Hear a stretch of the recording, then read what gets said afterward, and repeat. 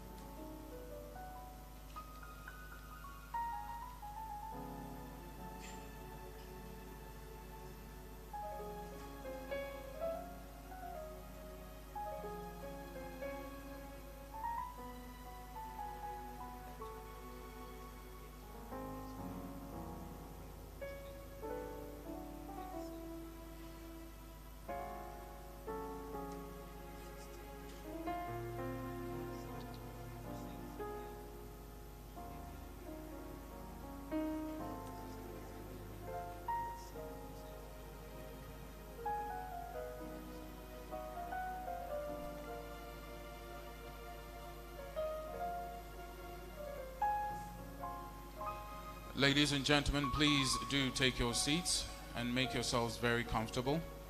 We are about to commence. Your phones on silent or vibrate as well, please. Thank you.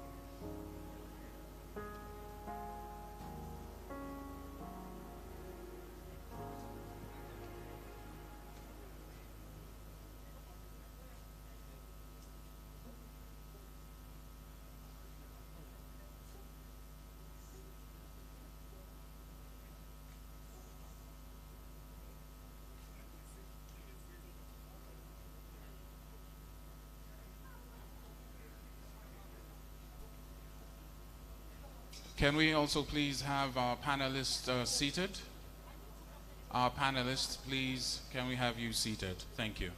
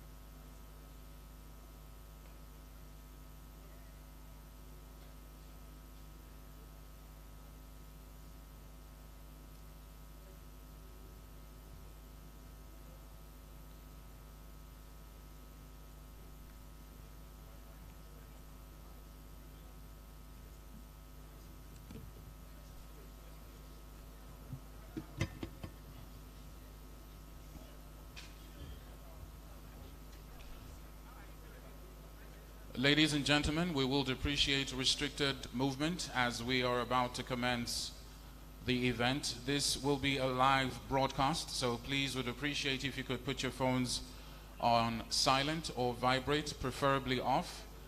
But I doubt that will happen, as I'm sure a number of us are still very much working this weekday. So please would appreciate on silent or on vibrate. Thank you.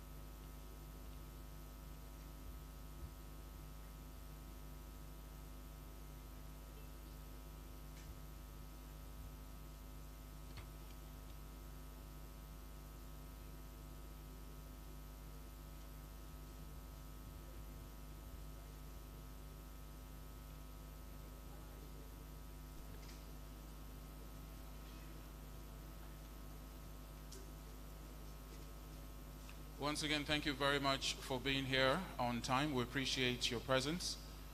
I am your Master of Ceremonies. I am Bemileke Oscar Oyinsan, and it is a great privilege and honor to be before you this afternoon.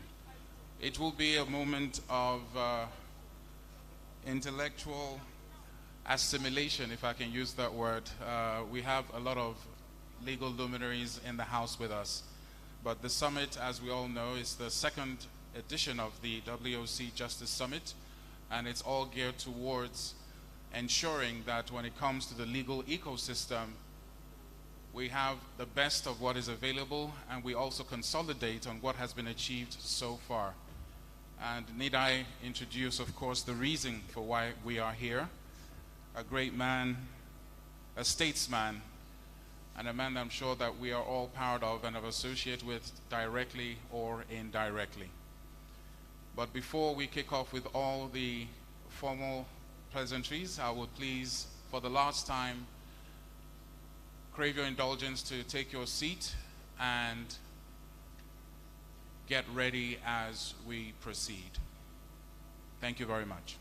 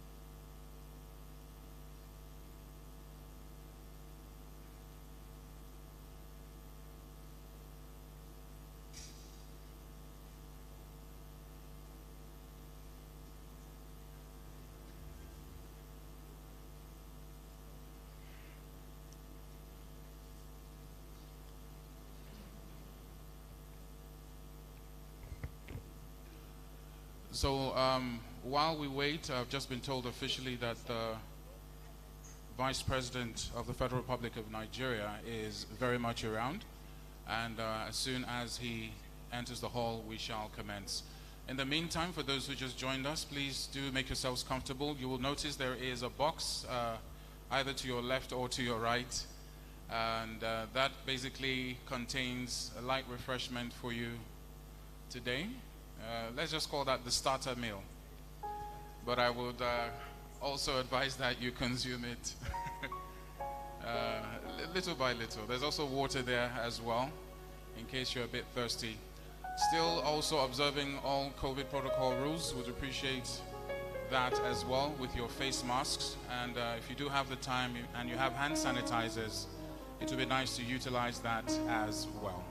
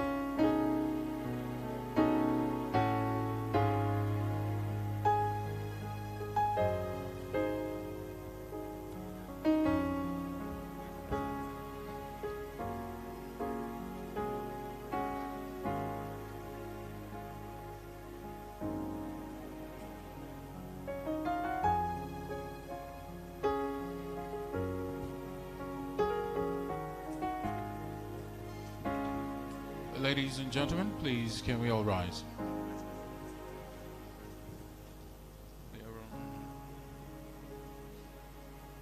The arrival of the Vice President and of course the Governor of Lagos State. As it is customary, we will have the national anthem in a couple of seconds, and this rendition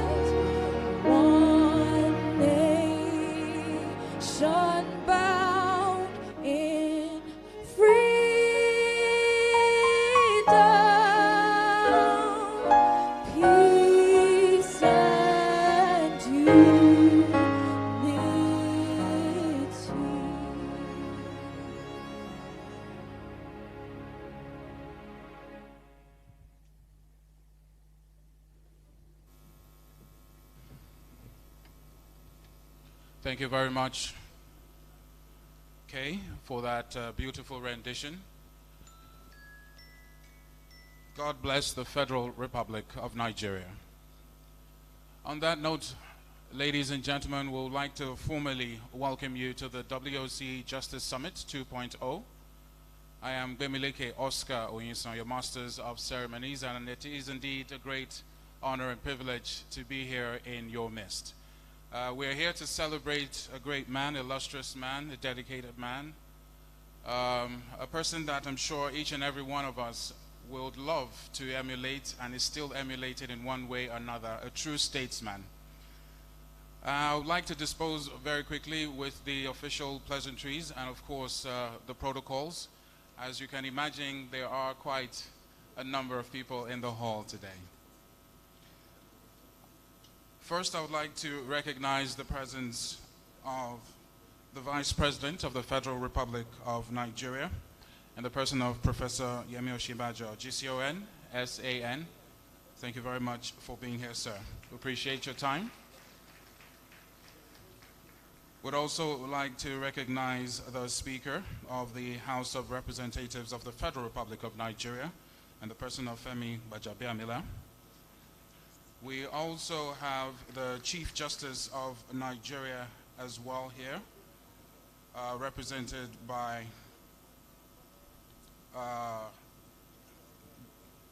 Justice O. Ariwola. Thank you very much for being here as well. It will be very amiss not to recognize our host state in the person of the Governor of Lagos State, Babajide Sanwo-Olu. And his able deputy as well, Dr. Obafemi Hamzat. We also want to acknowledge the presence of the other states, which I will get to in a couple of minutes. But before then, I want to say a big welcome as well to the senators and members of the House of Representatives. We have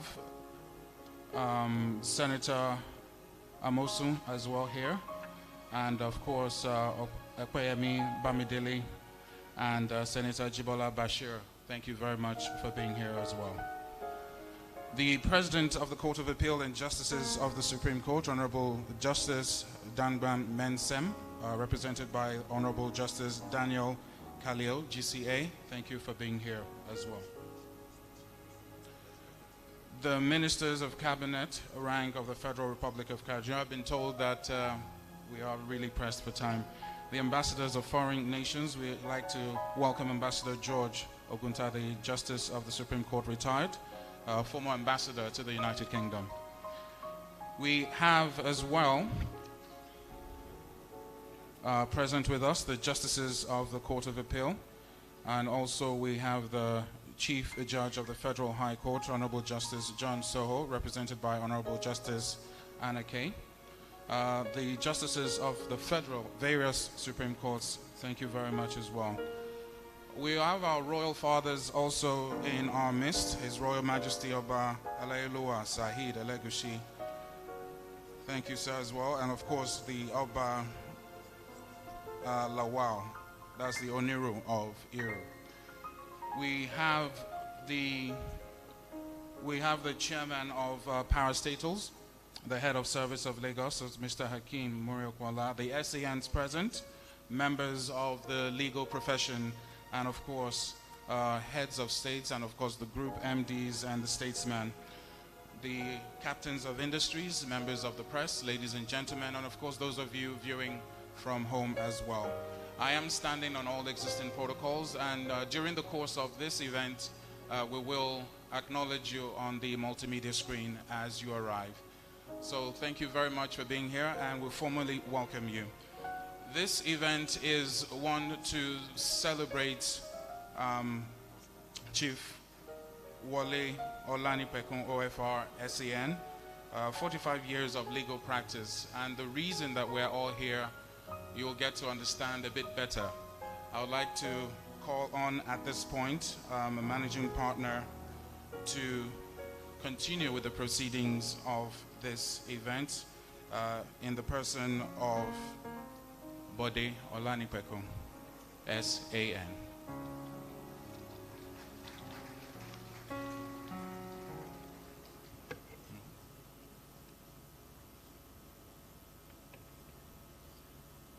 Mr. Vice President, sir, I'll stand on the existing protocols.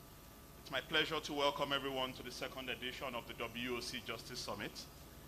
This summit is an initiative of Wole Olanipekun & Co., and it's part of our contributions to support justice delivery in Nigeria.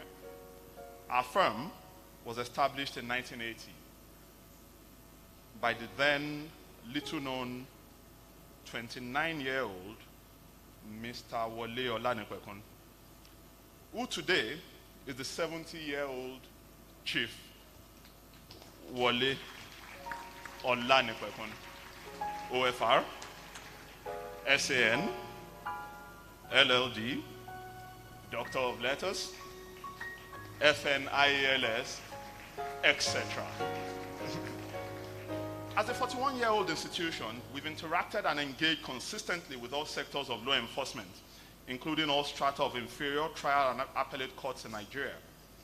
As at the end of 2020-2021 legal year, our firm had serviced legal obligations from 31 out of the 36 states of Nigeria, and also the Federal Capital Territory, Abuja. Thus, we have been privileged to experience the good, very good, excellent, emulative, and not so good aspects of our justice delivery system. We therefore initiated the Justice Summit as a platform for critical engagements where remarkable thought leaders of distinguished pedigree lead discussions that enhance justice delivery in Nigeria. Our law firm is an institution that is underpinned by the core values of diligence, integrity, and refined expertise, because we believe that no value that is antithetical to these can be sustainable. Therefore, we're very deliberate in selecting speakers at the Justice Summit to ensure that they project and subscribe to the noble standards that Nigeria can aspire to for regeneration. Last year, we had Professor Yemi Oshibajo, Professor Fidelis Odita, Queen's Counsel, SAN, Yemi Candid Johnson, SAN, Bree Stephen Orr, QC, Boma Alabi, SAN, and Professor Patu Tomi, who discussed the subject of developing an institutional concept of justice. This year, of course, parades a larger array of distinguished thought leaders, and the conversation majors on the practical. So significantly, we're moving from the theoretical to the practical. It's our pleasure today that we have a retired justice of the Supreme Court and the serving Chief Judge of Borno State that will speak on different aspects of the topic of integrity. This summit, of course, coincides with the 70th birthday of our founder, Chief Wole Olanipekun SAN, a venerated Nigerian hero and champion. It represents to us the limitless capacity that God has endowed mankind with to set unimaginable positive records and consistently break those records with new, astounding, and astonishing records. Chief Olanipekun, sir, at Wole Olanipekun & Co., we're very proud to be worthy successors to the legacies you're laying and you will still lay. Adelia mentioned that we're deliberating our choice of speakers, or our choices of speakers at this summit. It is therefore no coincidence that the Vice President of the Federal Republic of Nigeria was a speaker at last year's summit and is also chairing this event. Mr. Vice President, sir, in our view, you're a phenomenal Nigerian, and your capacity to ideate is reminiscent of philosophers with global acclaim. We note that your intelligence is that which is typical of rare geniuses, and that your equipment to execute judicial and public sector reforms are not only proven, but they are manifest as well as remarkable. It is therefore my pleasure, ladies and gentlemen, to invite His Excellency, the Vice President of the Federal Republic of Nigeria, Professor Yemi Osinbajo, Grand Commander of the Order of the Niger, and Senior Advocate of Nigeria, to give his opening remarks. Thank you, Mr. Vice President.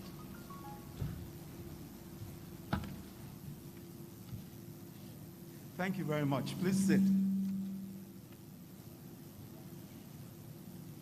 Thank you. Bode, thank you very much for that very kind and generous introduction.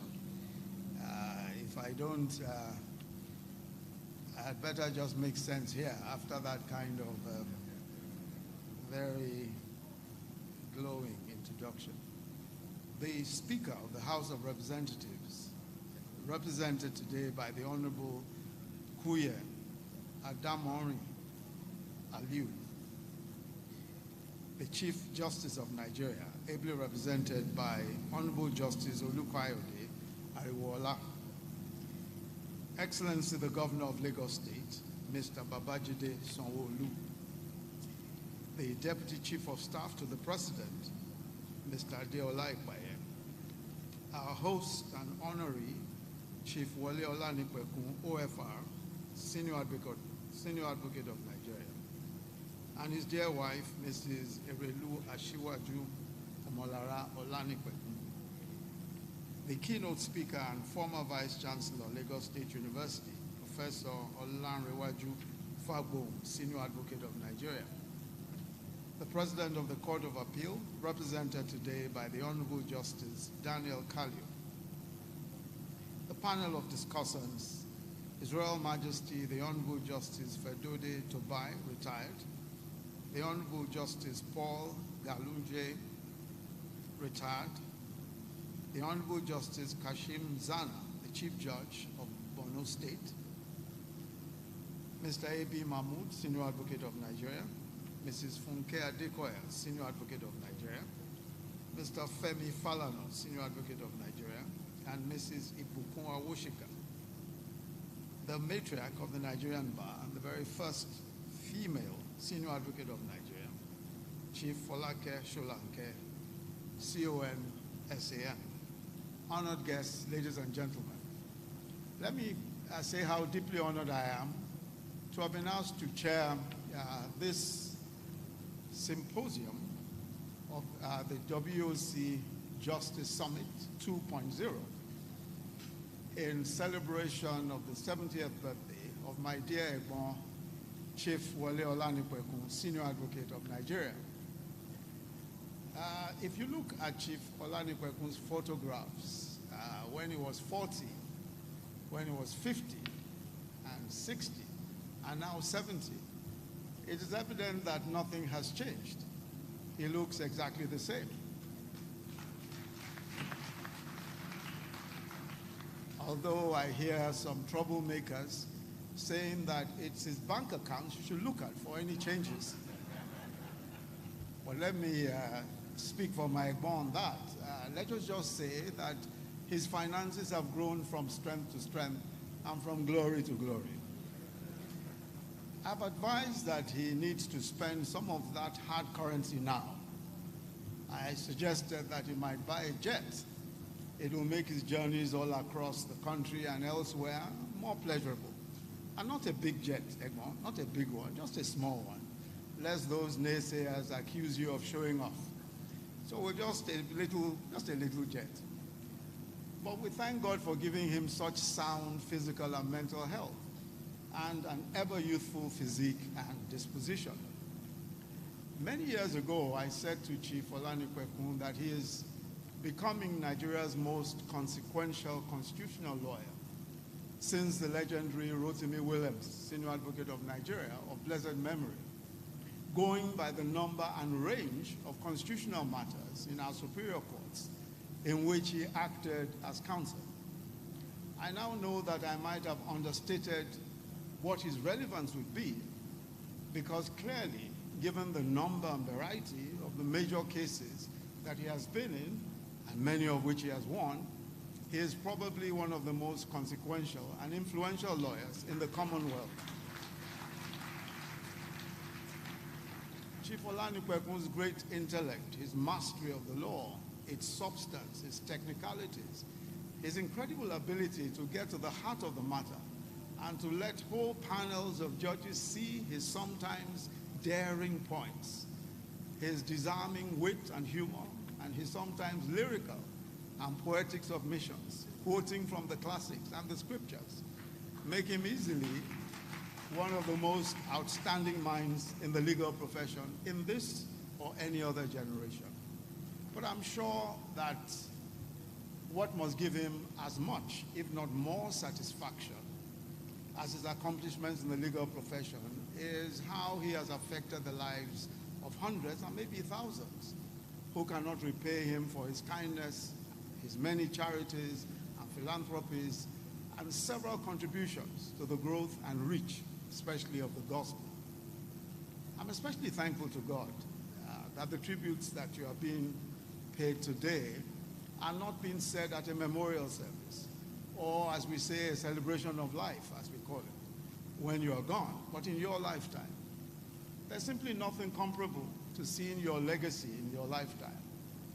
A father of 4 lawyers, Dapo, Bukola, Bode, and Timitokwe, 2 senior advocates of Nigeria.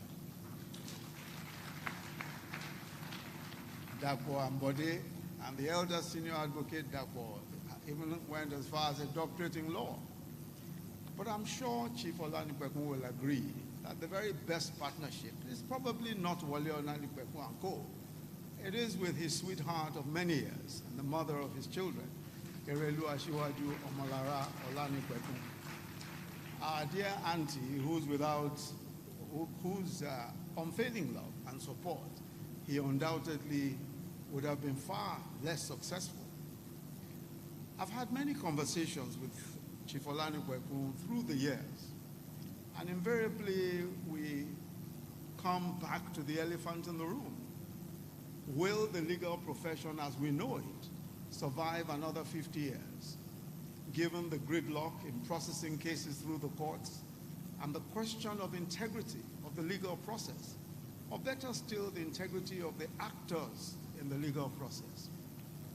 Regarding delays in Nigerian courts, the UK Court of Appeal, the United Kingdom Court of Appeal, had occasion to commend in the case of IPCO and NMPC in 2015, where a challenge to the enforcement of a Nigerian seated arbitration tribunal award came before the English Court of Appeal. The Court of Appeal referred to the delays in the parallel proceedings in a Nigerian court as catastrophic, and that it would take a further 30 years to resolve. Incidentally, the expert witness who testified on the delays in the Nigerian courts was a former Chief Justice of the Supreme Court of Nigeria, who testified that it will take 20 to 30 years to resolve a case in the Nigerian court. On the integrity of the legal process and its key actors, judges and lawyers, most of us know, most of us who are here and who have practiced in our courts and who still practice in our courts, know at least anecdotally that many important cases today are under a shroud of doubt as to whether the outcomes would be influenced one way or the other. I look forward to the conversations we'll have today, and may I suggest that we focus on the implementable ideas, not a rehash of the problems, as we are all experts at the problem already. So let me again congratulate Mike Moore on his 70th birthday, and to remind him that his best years are still ahead of him. And as the scripture says, the path of the just are like the shining sun, that shine ever brighter unto the perfect day. And so it shall be with you, in Jesus' mighty name. May I therefore welcome all of you to this event and wish you a very enjoyable afternoon. Thank you.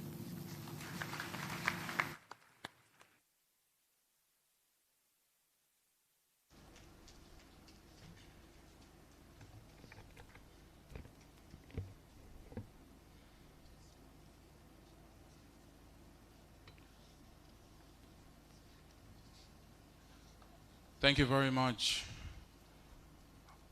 sir, for the opening remarks. His Excellency Professor Yemi Osinbajo, GCO and SAN. I couldn't help but take away from the speech for some reason. I just heard bank account. And on behalf of the Federal Republic of Nigeria, I'd like you all to check your mobile phones, your last bank account details. And in exactly 2 minutes, it will still remain the same bank account details. But hard work and perseverance is a quality that not only the Vice President shares, but of course, the man that we are celebrating today. And on that note, I would want to proceed to give the podium for the opening remarks and the goodwill messages all tied up into one. And to call on is a Chief Justice of Nigeria, the Honorable Justice Ibrahim Tanko Mohammed, CFR, to give the first goodwill message this afternoon. Please do make welcome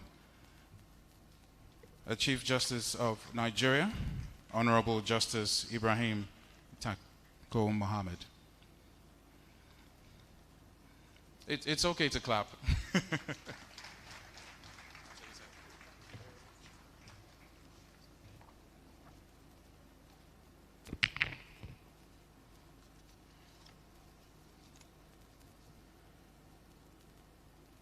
Your Excellency,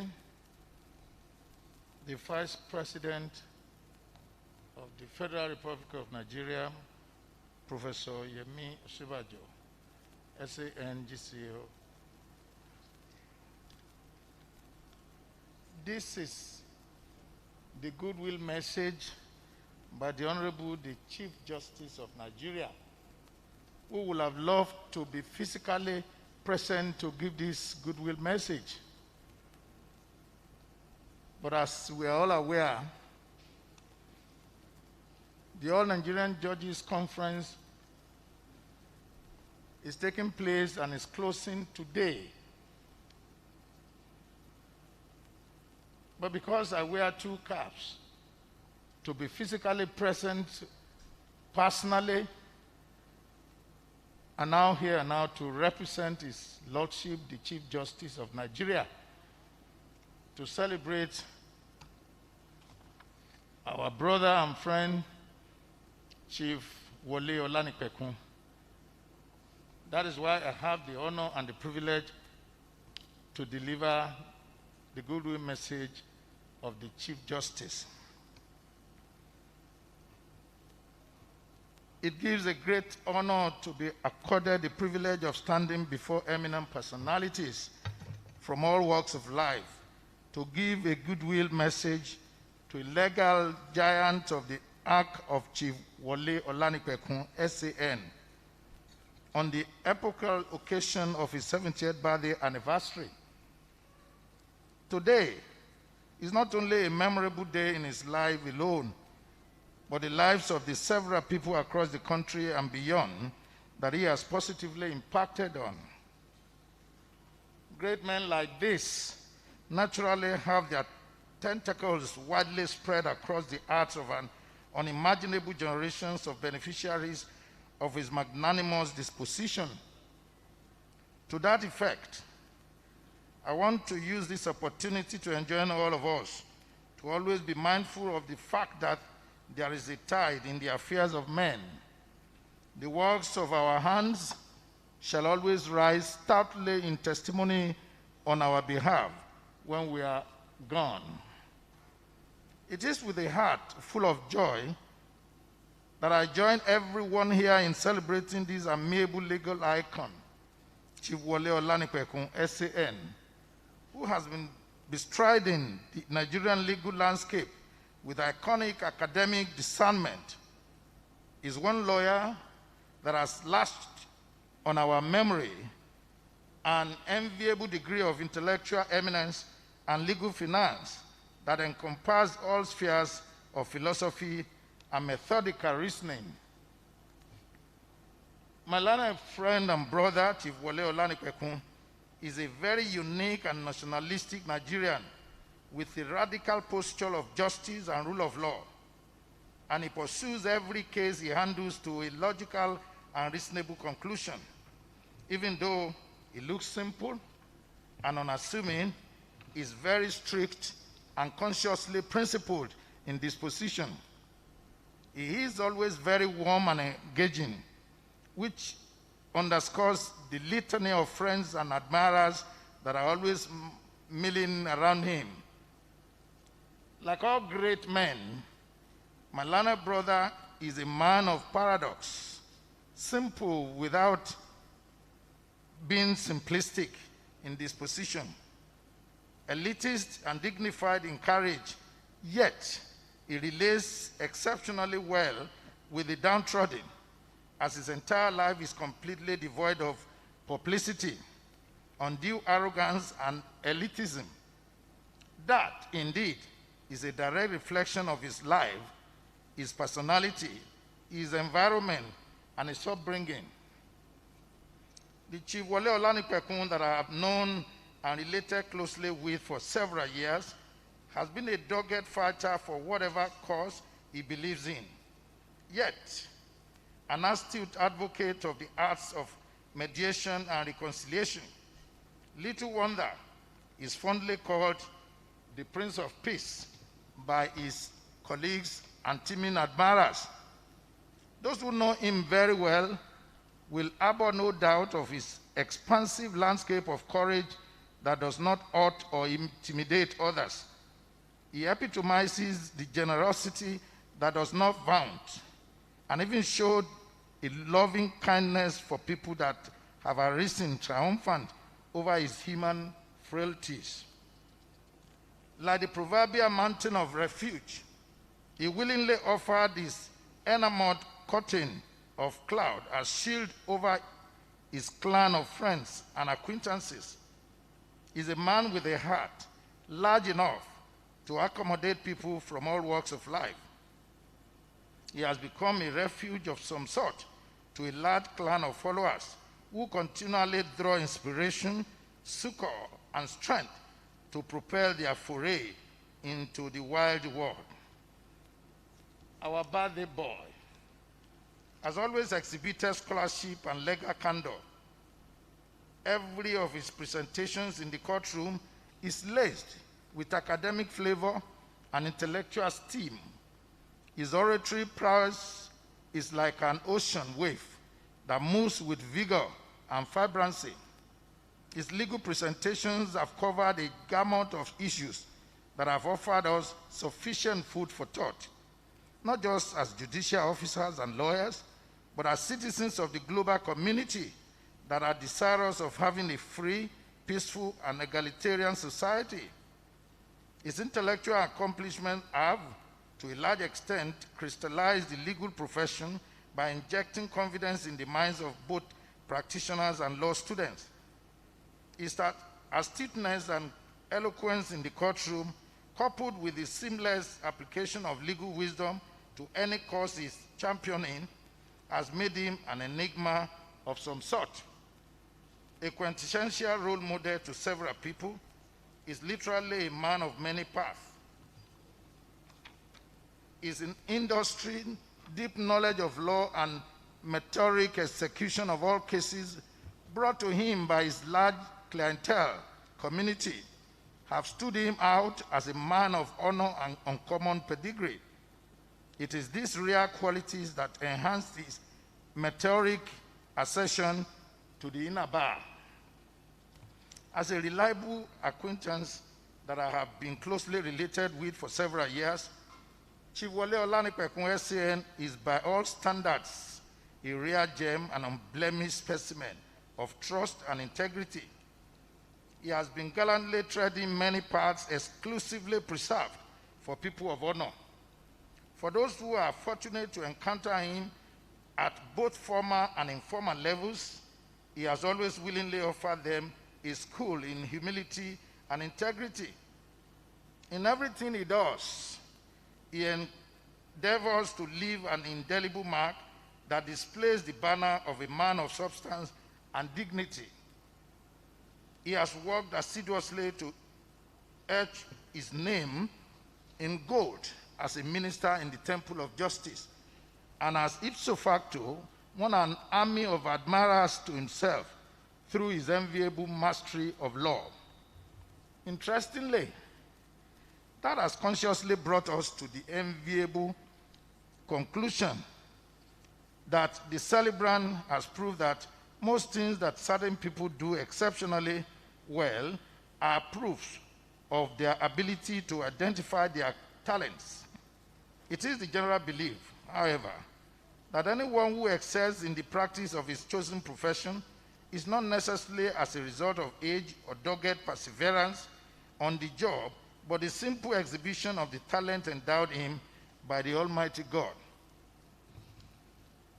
My Lords, Your Excellency, my Lord Justice Nana Abayete Ofe Amagecha of the Supreme Court of Ghana, who we expect to give the short while and taking through the webs and tapestry of the subject that reclines on implementing justice sector reforms, has a remarkable affinity with professionalism and excellence. I can confidently vouch for His Lordship's capacity to convey us through this professional academic voyage with a touch of excellence that it deserves. Once again, Your Excellency, I wish my learned brother happy birthday, more prosperous years ahead, graceful aging, and God's protection all through his sojourn on earth. Thank you for listening.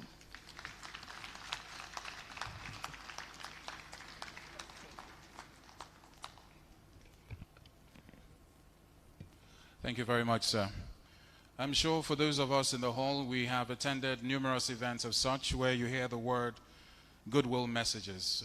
Traditionally, goodwill messages have two major qualities that they display, which is kindness and friendliness. And I'm sure those two qualities are in excess in this room. On that note, just to break the ice a bit, just turn to the person to your right with a little knuckle and say, "Hope you're doing fine."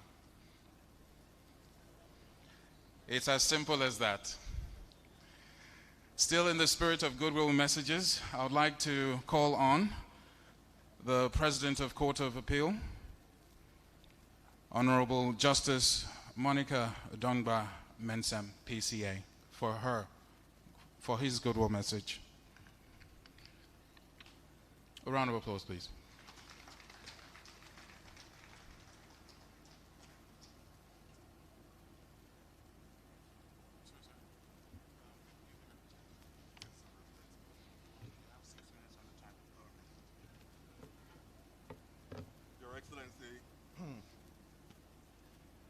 Excellency, the Vice President of the Federal Republic of Nigeria, Professor Yemi Osinbajo, Grand Commander of the Order of the Niger, Senior Advocate of Nigeria. I'm very bad at protocols, so let me not mangle the protocols. I'll just stand on the protocols established by the Master of Ceremonies. I'm here to deliver a goodwill message on behalf of the President of the Court of Appeal, Honorable Justice Monica Bolnan Dongban Menson. I'll go straight to the message that she has for the celebrants, Chief Olanipeku. I thank the Almighty God for giving me the privilege of delivering the remarks in honor of a respected lawyer and former president of the Nigerian Bar Association, Chief Wole Olanipeku, Officer of the Federal Republic of Nigeria, SAN. I'm also pleased to be part of the second edition of the annual Wole Olanipeku and Co-Justice Summit. The importance of the guests at an event is a pointer to the importance of the honoree. The presence of the Vice President of the Federal Republic of Nigeria, Professor Yemi Osinbajo, GCON, SAN, no doubt underscores Chief Wole Olanipeku's importance to the legal profession and the nation. Chief Wole Olanipeku is a giant of the bar. Without wanting to conjure up the image of a biblical Goliath, the Nenel Silk is one of the most recognizable legal practitioners at the Nigerian bar. His footprints have also been indelible in the development of our jurisprudence for 45 years. However, as with all things, the Holy Bible instructs us never to despise humble beginnings, and we know that the chief began life humbly. Chief Wole Olanipeku is a native of Ikere, Ekiti, a town steeped in great tradition of producing eminent jurists, such as Honorable Justice M.E. Ogundari, JSC, of blessed memory, and notable lawyers such as the late Chief Albert Ojo Akonle, SAN. No doubt he's a true Ekiti man and Omoluabi. Chief Olanipeku obtained his West African School certificate at Ilesha Grammar School before proceeding to the University of Lagos, Unilag, where he obtained a bachelor's degree in law. Following the obligatory stint at the Nigerian Law School, Lagos, the chief was called to the Nigerian bar in 1976. I shall not dwell on the antecedents of the man, but examine some of the character that he brought to the bar. He is noted as having been a student activist who egged the military regime in the 1970s, thus earning himself and hardy students a reputation. I'm sure that this dogged nature and sense of responsibility followed him into the bar and has helped establish him as a lawyer to watch. A character that has exemplified Chief Olanipeku throughout his career has been his exactitude in the exposition of the law, a master of the intricacies of the law. I'm sure that the sight of the chief often makes many lawyers to cower, especially if they were ill-prepared for the legal tussle ahead. This, I'm sure, is because Chief Olanipeku has always rigorously prepared for any matter he handled. It is an attribute that is admirable and one that I often counsel legal practitioners to imbibe at all times. Chief Olanipeku has always been dutiful. As a result of his excellent brilliance, Chief Wole Olanipeku became a senior advocate of Nigeria in 1991, aged 39 years, the youngest in his confirmation year. In the same year, he was appointed as the Attorney General and Commissioner for Justice of the old Ondo State and served meritoriously in that capacity for 2 years. In 2002, he was elected as the 20th President of the Nigerian Bar Association. In 2003, he was appointed as the Vice President of the Pan-African Lawyers Union. In January 2007, Chief Olanipeku became a life bencher of the body of benchers. He has served as a member of the Legal Practitioners Privileges Committee, Council of Legal Education, General Counsel of the Bar, and Legal Practitioners Disciplinary Committee. Chief Olanipeku has also served on the council of both the International Bar Association and the Commonwealth Lawyers Association for the reform of legal profession in Nigeria. In all these positions, he served creditably and in an exemplary manner. Over the last 3 decades, Chief Wole Onadikwekun has been involved as lead counsel in many has been involved as lead counsel in many high-profile cases across various sectors of the Nigerian economy, as well as landmark constitutional and statutory enforcement cases, including acting as lead counsel to 3 presidents of the Federal Republic of Nigeria. He is a fellow of the Nigerian Institute of Advanced Legal Studies and Chartered Institute of Arbitrators. He has also been invited by the Supreme Court of Nigeria as amicus curiae in respect of intricate interpretations of the law. Graciously, the learned silk has always risen to the call and provided sound counsel to the courts.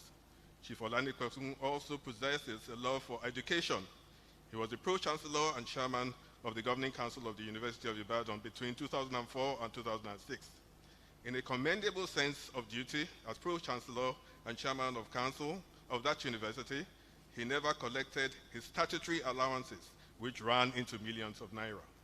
Rather, he directed that money to give scholarships to students of the faculties of law, medicine, and computer science.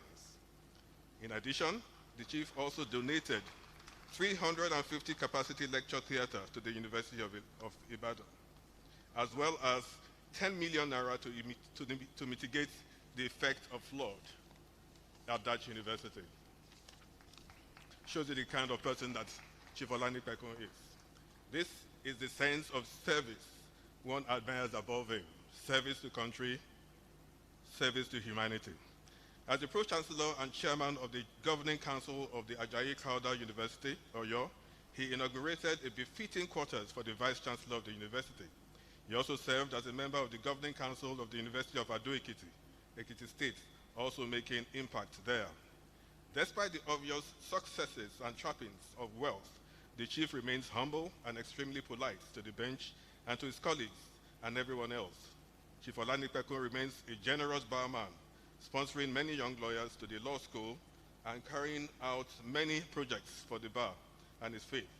He recently donated an ultra-modern cathedral to the Church of Christ, the Church of God, to the Church of Nigeria, Anglican Communion, in his hometown, and has similarly gifted befitting edifices to the Ikere branch of the Nigerian Bar Association. Some would say that Chief Onadikwekun is a role model, and who can disagree?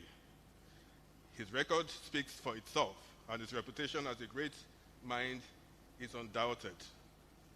The foremost American preacher, and I conclude, William Ellery Channing, noted about 200 years ago that, and I quote, "Great minds are to make others great. Their superiority is to be used not to break the multitude to intellectual vassalage, not to establish over them a spiritual tyranny, but to rouse them from lethargy and to aid them to judge for themselves," unquote. This is a habit that the chief has cultivated in his own children, 2 of whom are senior advocates of Nigeria, a feat in itself. I congratulate Chief Wole Onadikwekun for his laudable life, and which he has bequeathed to the profession and the nation. As we begin this summit, I have only one wish for him, and that is that he will celebrate many more years in soundness of health and in mind. I also wish the learned folks and officer of the Federal Republic of Nigeria more success and greater accolades. I thank you for this honor given to me, and I wish us all a wonderful summit. May God bless us and the legal profession and the Federal Republic of Nigeria.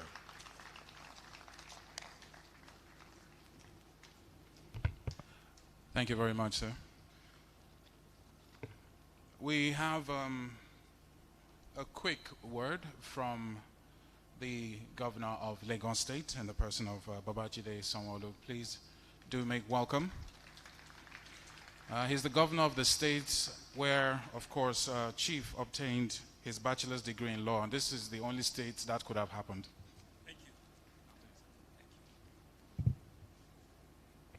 Your Excellency, the Vice President, Federal Republic of Nigeria, Professor Yemi Oshibajo, Senior Advocate of Nigeria, permit me, because of time and the very many distinguished Nigerians that are here, to just rest on the existing protocols and, of course, to acknowledge my Egbon, the man we're all here to celebrate today, Chief Wole Olanipekun, and his amiable wife. It's indeed a great honor to join in the celebration of an erudite scholar, a passionate professional, and indeed one of the brightest minds that has contributed to the growth and development of the Nigerian justice sector, Chief Wole Olanipekun, OFR, Senior Advocate of Nigeria, LLD, on this occasion of his Platinum Jubilee. He is indeed a detribalized Nigerian. And like Bode had said, I'm sure there are many law firms that can lay claim to having worked in over 31 of the 36 states in this country. It is a time to reflect and to celebrate your good health, as been said by Mr. Vice President. Great accomplishment, which is why you have a lot of people here today, and many blessings you are still enjoying on behalf of the good people and government of Lagos State. We rejoice with you, sir, Chief Wole Olanipekun, as you mark your Platinum Jubilee. It is an outstanding manner through which we're all here today to celebrate the Wole Olanipekun and Co. Justice Summit 2.0. Your many contributions to the legal jurisprudence are numerous and outstanding, as this could be charged to the many cases you have handled and you have won. One of the captivating of all is when you became a Senior Advocate of Nigeria at a young age of 39 and was subsequently appointed as Attorney General of the old Ondo State in 1991, which record shows that you served meritoriously in that capacity. Due to your tenacity and passion, you were elected almost 20 years ago as the president of the Nigerian Bar Association in 2002, and you're still the lead counsel in many high-profile cases across various sectors in our country.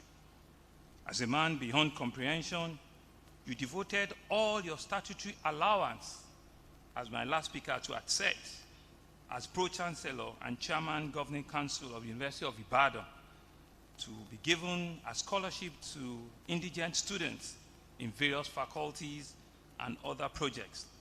Sir, you are worthy of emulation, and it is our prayer that your inedible mark will live beyond you. We're here to thank God that it's not a celebration of life, like the Vice President said. It's a celebration in your time, and to see your many friends and family come out to truly celebrate you. This summit, which is the second in series, I believe, is in recognition of your intellectual contribution, which has created an avenue through which stakeholders can engage and prefer solutions to enhance the justice's delivery system in Nigeria. I therefore urge all present to deliberate and to come up with steps to strengthen, to improve, and to build a lasting, adaptable justice delivery mechanism that we all hope to see. Once again, distinguished guests, ladies and gentlemen, on behalf of the people and government of Lagos State, I wish you the very best as you start another journey that I know that life begins at 70 now, and many more beautiful years ahead. It's our prayer that you will live long to celebrate many wins and successes that will impact our country. And on a personal note, I want to put on record that you are one of my very impartial and undiluted advisor. I want to thank you very much, sir. I want to publicly acknowledge that you have called me in the dead of the night to say, Mr. Governor, you need to change this. You need to look at this. You need to ask for this.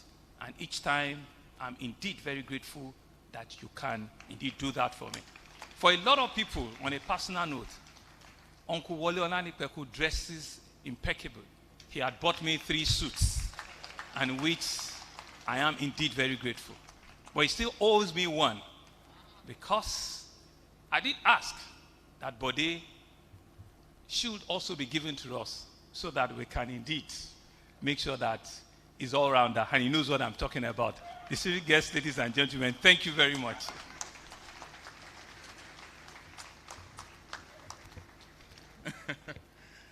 Thank you very much, Mr. Governor.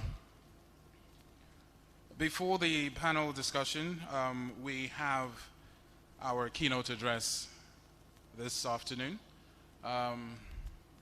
Mr. Governor, I'm a size 58, just in case. No, I want to start with you, sir. We have the immediate past Vice Chancellor, Lagos State University, and of course, an awardee of the National Order of Merit. And it's a great honor to have him here with us to deliver the keynote address on the theme of the summit, Implementing Justice Sector Reforms. Ladies and gentlemen, please do make welcome Professor Olanrewaju Fagbo, SAN.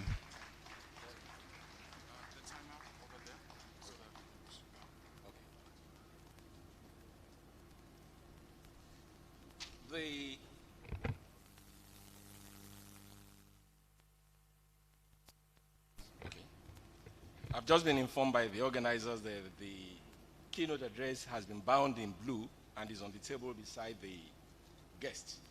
The chairman of this event, the Vice President of the Federal Republic of Nigeria, His Excellency Professor Yemi Osinbajo, GCONSAN, the Governor of Lagos State, Mr. Babajide Sanwo-Olu, the very respected Chief Wole Olanipekun, OFRSAN, and Mama, Princess Omolara Olanipekun.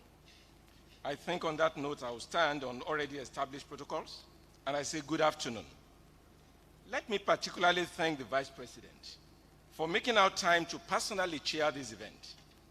I know your close relationship with Chief Olanipekun, but your presence here today is also indicative of your recognition that the justice sector is a potent weapon for correcting the ills of our great country. Your legacies of reform as Attorney General in the justice sector are there still enduring. I made this point when I delivered the 10th convocation lecture of Osun State University in September 2021, and I make bold to reiterate that if law and its enforcement mechanisms, if we get them right in Nigeria, and there is accountability, the future of Nigeria will be secured. What I'm going to share with this great audience within the next couple of minutes will be in 4 parts. First, I'll give a background of the topic and the focus of my presentation. Then I will do an overview of the reforms we have had and whether we have kept or betrayed the promise of delivering justice. Third, I would identify the gaps in the implementation of the justice sector reforms, and then I will close with my conclusion. When I received the summons, couched in the tone of an invitation to deliver the keynote address, I saw it as a call to duty. Then when the managing partner, Bode Olanipekun, called me and said, we are also going to use it to commemorate the 78th birthday anniversary of a great statesman, it became all the more exciting for me. Chief Wole Olanipekun, without doubt, is a truly outstanding Nigerian.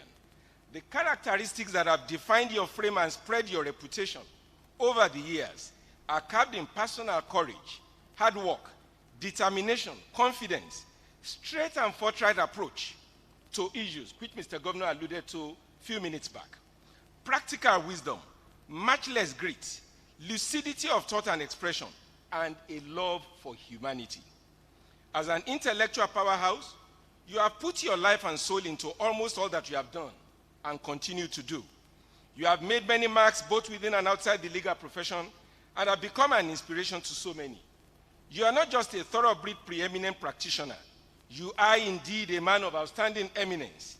You are the embodiment of the Latin maxim, mens sana in corpore sano, a sound mind in a sound body. Our prayer is that your legacy will continue to endure.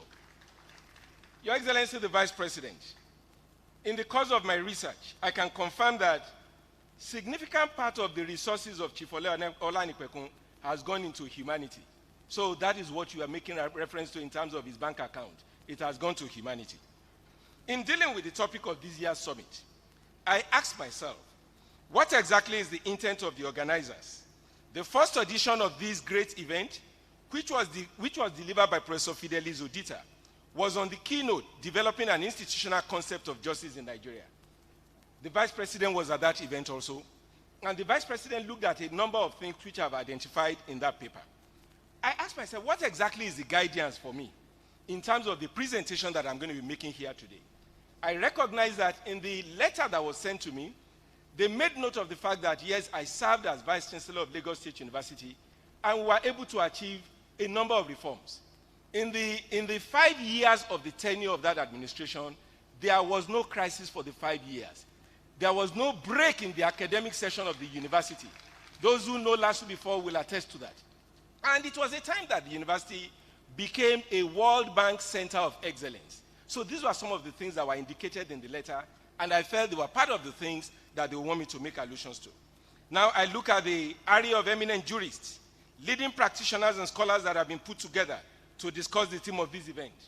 It is generally accepted that the essence of reforms is to focus on problems with the aim of rooting them out. The importance of stock-taking the reforms, on the other hand, is to identify where progress has been made and where much still remains to be done, with a view to improving on both the relevant rules and processes. What I've done here is to look at what have we achieved since 1999. That is the benchmark that we are taking. What have we achieved since 1999 in the area of reforms? On its path to development, the drivers of Nigeria's justice sector have not been short of vision and ideas of how to move forward to achieve incremental transformation. Like countries with trusted justice systems, Nigeria wanted a system that will expedite and make affordable access to justice, a system that will boast of swift service for all, irrespective of status, a system where the law will be administered and served by an incorruptible, honest, efficient, and intellectually sound judiciary and the bar. I have identified the thrust of the reforms in the paper. I have also identified that we are not short of champions of the agenda. If you have good reforms, if you are able to identify champions and they were able to put this in place, then what is the problem? But before we go to the problem, what has been the scorecard for us? Despite these meritorious efforts, it is undeniable that not much progress has been recorded in achieving the goals of the different reforms. Most of our work are still paper-based and have identified these problems. But it is important to mention the notes of some of those individuals who have done the assessment. When you look at what Fidelis Odita QC did at the last summit, he said, rather than just a problem of justice, access to justice, what we have is a situation of exit from justice. Judges are now being regarded with disdain, while lawyers are fast becoming laughingstock or an endangered species. There is a report of the UNODC, and that report identified that the justice system in Nigeria, despite laudable reform efforts at federal and state levels, continue to face multiple challenges.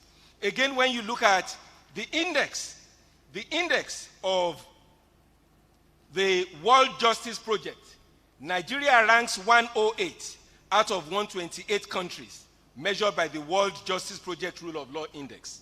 Now, what are the gaps? I have identified 9 gaps that I feel are creating the problems of justice, access to justice in Nigeria. And I stated here that I'm going to deal with them superficially so that all the other discussants will be able to flesh them up in different areas. The first one relates to administrative disconnect. In relation to administrative disconnect, I make the point that the focus of justice sector reforms has been more in putting in place right institutions, infrastructure, and rules than on administrative executives who play critical roles in the field. And I made reference to 1 or 2 things. Registrars who receive applications from litigants and they don't put them in the records of the file. And cases that have suffered 6-7 months adjournment will further suffer adjournment. I've made reference to situations where schedules of court are not communicated to counsel, even though the registrars have the details of the counsel. I've made reference to the fact that adjournments at times happen simply because the records of the court are not complete, and you have registrars who are dealing with them. I've made reference to the fact that appellate courts, counsel submit so many copies, 20-something copies, for 5 judges, 7 judges, and you find out that even in the records of the file, these documents are not there. So I ask myself, these are issues relating to attitude of those who are practicing these issues. Who should do them? And I made reference to the fact that if you go to the National Industrial Court, they have a process that works very well. They have a process at the National Industrial Court where your judgments, you get them electronically. Where when you have paid for service, your papers, the processes will be served without you having to stress yourself or suffer through anything. It is the mindset of the individuals who are carrying out activities out. And we need to come back to train them. In addition to training them, we must be ready to hold people accountable. And I made reference to the fact that what is wrong in having a deputy registrar process services? And if there is a default in service of process, you hold that deputy registrar responsible. When people are held responsible and when people are accountable for what they ought to do, you will find out that they will do it differently. I went ahead, and the second point that I've made there, functionaries of the ecosystem of justice. Quite a number of presentations that I've made here this afternoon recognize that justice, the justice sector, is an ecosystem involving different individuals. I've made reference in this particular area to functionaries such as correctional officers, the police, and the rest of them, and I noted that they do not have the requisite training that they ought to have. In addition to that, those who are exercising prosecutorial decisions, you find a situation that people misact, and when they misact, there is no accountability. Nobody is held responsible when you take a decision that violates issues relating to plea bargaining. When you take decisions in relation to charges that should be placed before the court. At the end of the day, a man who has been convicted of an offense ends up getting 5 years for something that runs into millions, whereas a man who has stolen a goat will get 7 years imprisonment. So you begin to ask yourself, where is this disconnect? Somebody has stolen billions. He's getting 4 years, 5 years. And they take it back to the time he was incarcerated, and eventually he will end up with 4 years. But somebody who has stolen a goat, because he's hungry, he's going to have 7 years. There is clearly a disconnect within the system. I made reference to challenge of technology in Nigeria, and I noted in this paper that challenge of technology is simply because we have given a bad name to technology. When you start from procurement and you don't procure a good product, you end up getting technology that is outdated as at the time you want to use it. Why is it that in the private sector, technology is working very well, but in our court system, technology is not working well? The process that Professor Yemi Osinbajo left in 2005, how far have we gone from that process since the time we started? That is a challenge.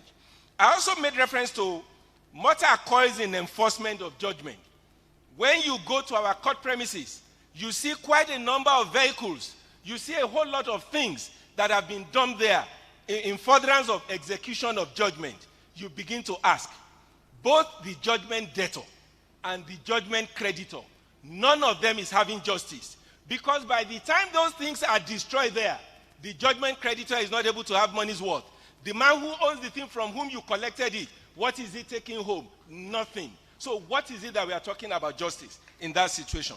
Then I went ahead to say that lawyers, we are responsible for perpetuating a number of inefficiencies in the justice sector. And I will make reference to, in every application for land, a lawyer will go to court and file an application for injunction. When you know that lease pendens doctrine is there, anything done during the period will go to nothing. Why do you have to belabor the courts with application for injunction? I've made reference to the fact that as long as the client is ready to pay, you see that our lawyers will go to court and file any application. And you find out that our judges at times are handicapped in meeting these challenges, because at the end of the day, they are scared of frivolous petition. Because what it will take a judge to defend a frivolous petition that has been put against him is so much, he will fund the trip of the registrar to the Supreme Court. At the end of the day, if the matter is adjourned, he will come back to Lagos. No judge wants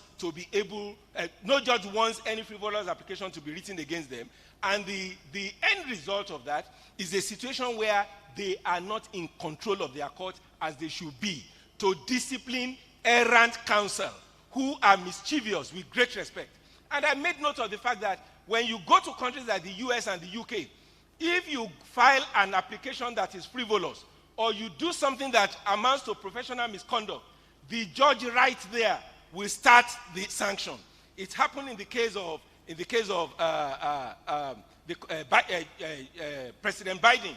The lawyers in Delaware who filed wrong applications, not only did the judge fine them and said they should pay for all the cost of all the lawyers that were involved on behalf of the state, they said they should go back for training, and they also handed them over to disciplinary committee. Those are the kind of things that should happen. If you file a frivolous application against a judge and it is found to be frivolous, you should mandatorily face disciplinary process. These things should not be tolerated. I made a point about judicial officers and the burden of justice.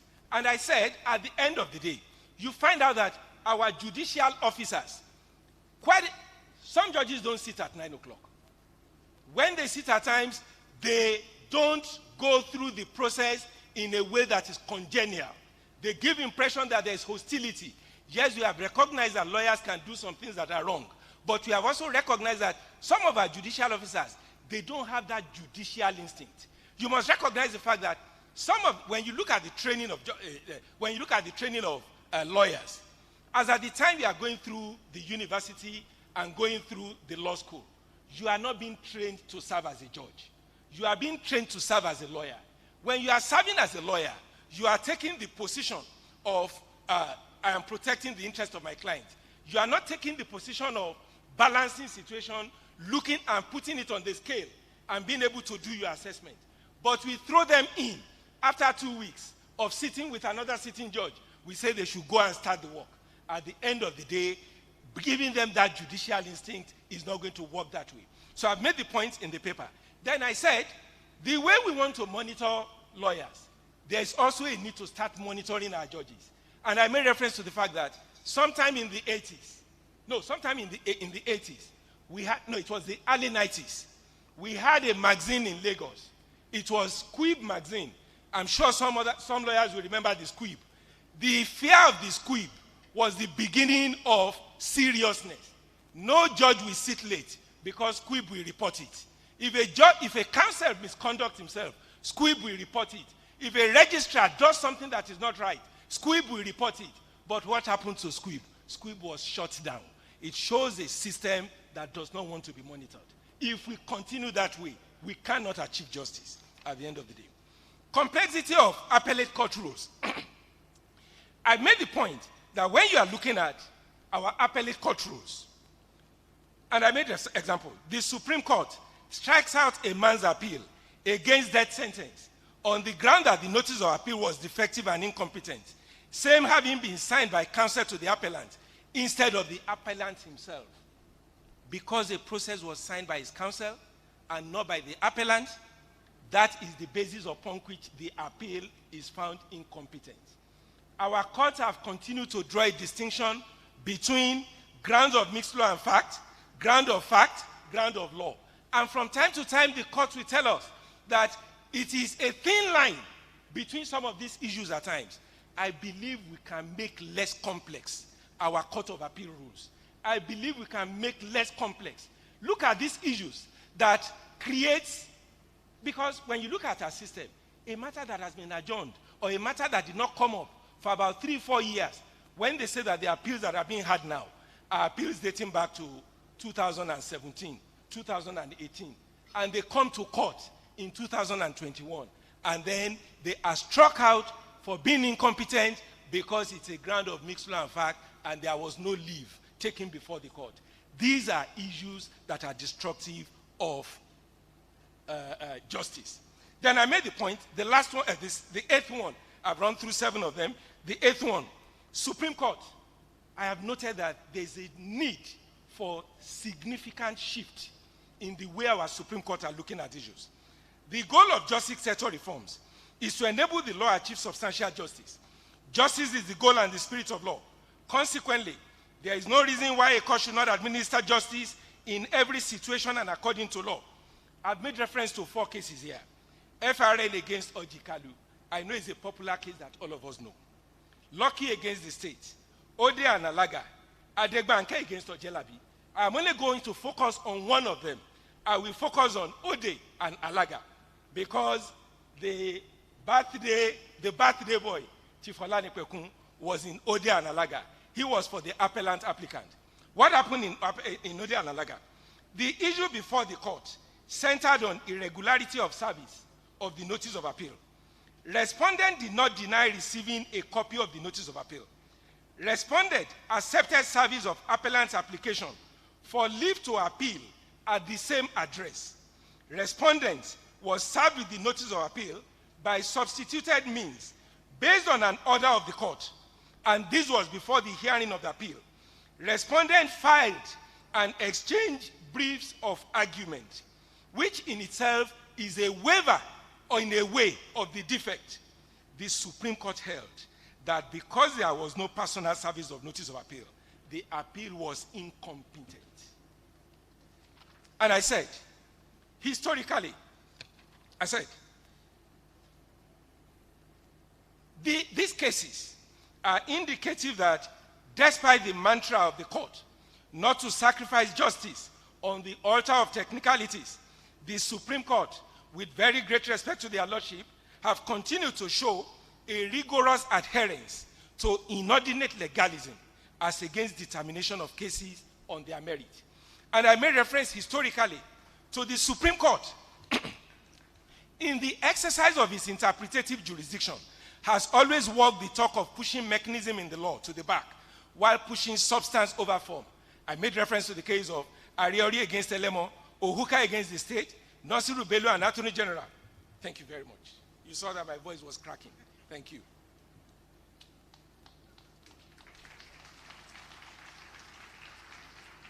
Don't worry. Up till 9 o'clock yesterday, I was at another place talking. Nasiru Bello and Attorney General. These were landmark judgments where the court made clear its intent to go to any length to ensure that the ghosts of the past will not stand in the path of justice, clanking their medieval chains. Distinguished ladies and gentlemen, your excellencies, you need to read cases that were on when outside of jurisdiction clauses were on ground.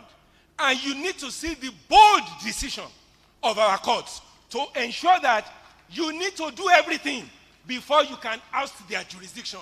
They guard it jealously. Our Supreme Court can determine the shift. Our Supreme Court can change the attitude of counsel and can change the attitude in relation to justice. The Supreme Court, it's a legal challenge for justice when judicial power is solely focused on application of legal principles to the exclusion of adjudication based on policy. When the attainment of the good to be is obstructed by the preservation of the good that is, the man on the street becomes distrustful of the judicial process. The Supreme Court has a significant role to play in shaping the society, shaping history, and shaping attitude towards the judiciary and the justice sector. The apex court should never be seen or be perceived to sabotage justice or take decisions that will undermine public confidence in the judiciary, whether it is to fill in gaps left open by indeterminate law or overrule precedents or legal positions that will have the effect of citizens suffering injustice at the hands of the law, or even to rebuke counsels on ethical inclination to sabotage the law. The Supreme Court has a duty to ameliorate the simplistic rigor of the rules in the context of fact situations as they develop and bring about a cultural shift to accountability at all levels of our justice sector. And I made a point. When some school of thought come up to say that the Supreme Court, that the judiciary cannot make laws, that it is stepping into the realm of the Vice President, sir. Sir, I want you to listen to this, sir. When the Supreme, people argue, some school of thought say that the courts cannot make law, that it is just to interpret the law. And then they say that the court cannot step into the terrain of legislating. When you have a bad law, the Supreme Court has a duty to interpret that law. It is the spirit of justice that the Supreme Court is looking for. And when the Supreme Court does that, the Supreme Court is not going outside its remit. What the Supreme Court is doing is interpreting in the line of justice, in the line that the man in the court, the man on the street, will leave the court premises happy and satisfied that justice has been done. So it is not the case that the Supreme Court is stepping out. Finally, I went into political leadership and passive implementation of reforms, and I noted quite a number of provisions that these are reforms that we have done, particularly in relation to correctional institutions. These are reforms that we have put in place, but we have not implemented them. There are quite a number of them, and I've mentioned them there. There is no time, so I must close up. Conclusion. The burden of justice is beyond the attributes of impartiality, equity, or fairness of the judge, which we most times try to generalize as justice. It extends to the multitude of state and civil society institutions in the justice sector with varied vested interests, who must equally play their roles with a clear understanding of the importance of their contributions. In implementing justice sector reforms, there were three key assumptions whose self-evident truth we concluded were clear to all. The first is that the moment we bring in best practice, we will achieve the desired goals.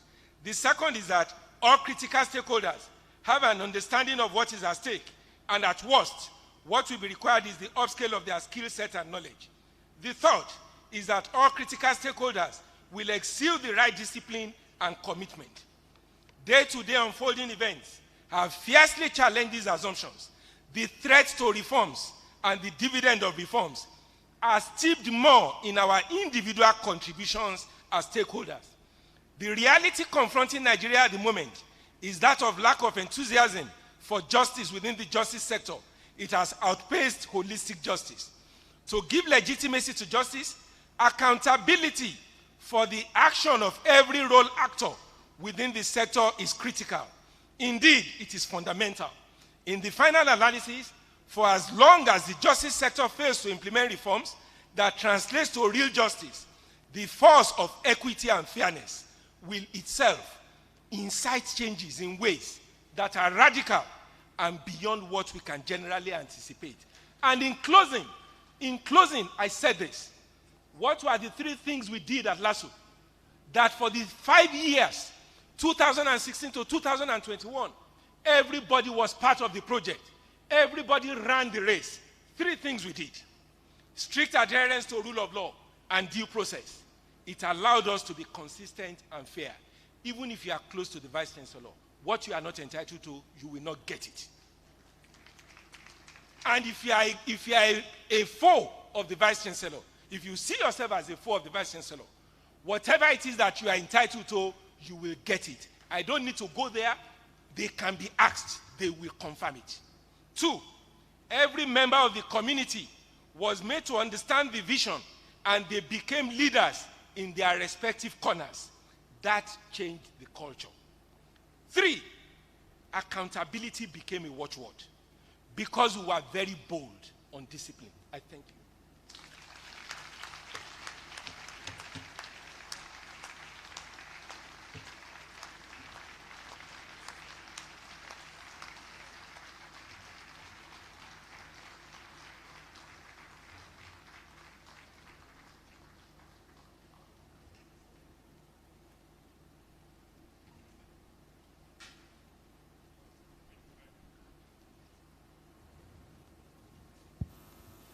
Thank you very much, Professor Lanre Fagbon, Senior Advocate of Nigeria.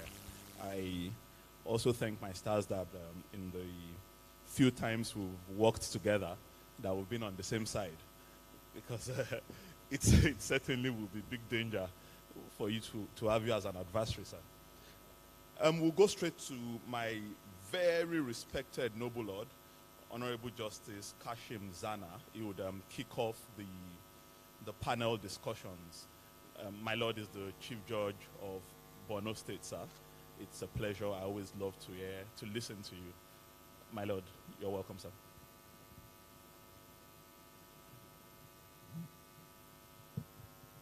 Oh, a hard act to follow. Your Excellency, the Vice President, may I pray that I be deemed to be in compliance with all dictates of protocol and propriety. I have noticed Justice Ariola nodding his head, and I assume there is nobody appealing against this decision. When Bode called first and intimated me of the impending invitation, I thought it was going to be again to talk about technology.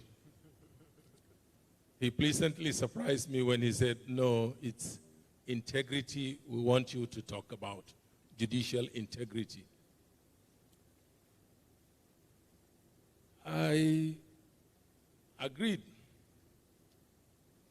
when he told me particularly that this year's summit is going to be different, as it's also going to be in honor of Chief Wole Olanipekun clocking the age of 70.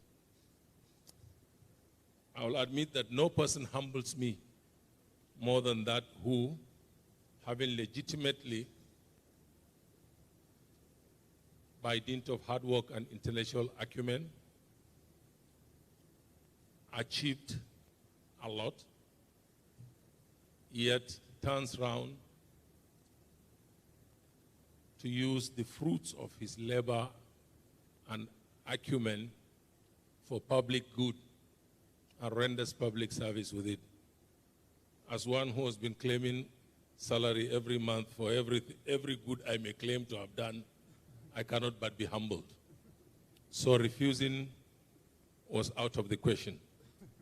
And it's after he got me into that he now delivered the most difficult part. He said I was to speak for 10 minutes. I said, what? To talk about integrity for 10 minutes? So we agreed that I was to stop after 10 minutes or soon thereafter. Now, judicial integrity and technology have been my passions. Of late, it's only technology that is being seen, because at a certain point, it became necessary for me to go a little bit crazy as things were happening and the technology uptake was really appalling in the judiciary. But integrity is much more important. But the two, in my humble opinion, the question of integrity and the question of technology uptake are the two principal issues that stand out in justice sector reform, or the need for reform. Because I believe integrity is not everything, but everything else becomes nothing, worthless without integrity, as far as dispensation of justice is concerned. In fact, it can become dangerous. Intellectual acumen, knowledge of the law, in the hands of the person who doesn't have integrity, become even dangerous. It's deployed to obfuscate the bad conduct or the denial of justice that may have just taken place. So efforts have been made to entrench integrity, to imbue judges and judicial officers, and all in the justice sector indeed, with integrity. And we have codes of conduct, disciplinary mechanisms, all in an effort to show that integrity is safeguarded. Have they worked? Now, for me, it's immaterial, the argument and the debate as to whether it is just a perception, people don't understand, it's immaterial. So long as the judicial system, particularly the judiciary, is perceived as being devoid of integrity, then it's equally bad, whether it is just perception or it is true. For, as we all know here, once that confidence is not there, that justice is being done, it is as bad as justice actually not being done. Now, I'll tell you basically just a short story and play a short clip and end it within 10 minutes or soon thereafter. It was a nagging thing, and an experience or experiences I had sitting to consider petitions really jolted me and was agitating my mind, and I was distressed. Both at the national and state level sometimes, in considering petitions against judges, I've come to realize that in some instances, actually, the ethics, the court, the rules contained in the code of conduct are not even understood. Or how else would you explain a situation whereby a judge is accused, for example, of something that is just a minor indiscretion, and in his defense, he is admitting to a gross misconduct? Boldly sitting down and saying, no, that's not what happened. This is what happened. What was alleged was probably a minor indiscretion. Yet, he thinks what he is admitting himself, which is gross misconduct, is his defense. It was pleasing in a twisted way of saying it to discover that that was not a peculiar problem to us in Nigeria. It's worldwide. Drafting the courts and reading them is one thing. Understanding the situations when they develop in actual life, because some of these ethical issues present themselves as dilemmas. They are not straightforward. So opportunity presented itself when I was honored to be invited to be a member of the Global Judicial Integrity Network of the UN. I went with that in mind, hoping for some solution, and recently realized that it's something that is bedeviling other nations too, issues of integrity. So it wasn't a difficult thing getting, oh, please move on with the slides.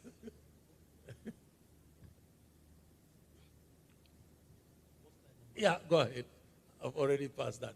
So there was, when the opportunity presented itself, and I tabled the issue. In fact, in all honesty, I'm not even sure whether I was the first person to table the issue. It was so much agreed that we needed to do something. So an expert group was formed to come up with how to teach these courts, how to make judges imbibe these courts. Just go ahead and play the clip so that the story will be told by the clip produced after we came up with a training tool and called in willing nations to train their judges. And judges stand up, including justices of Supreme Courts, for the training. Please go ahead and play the clip.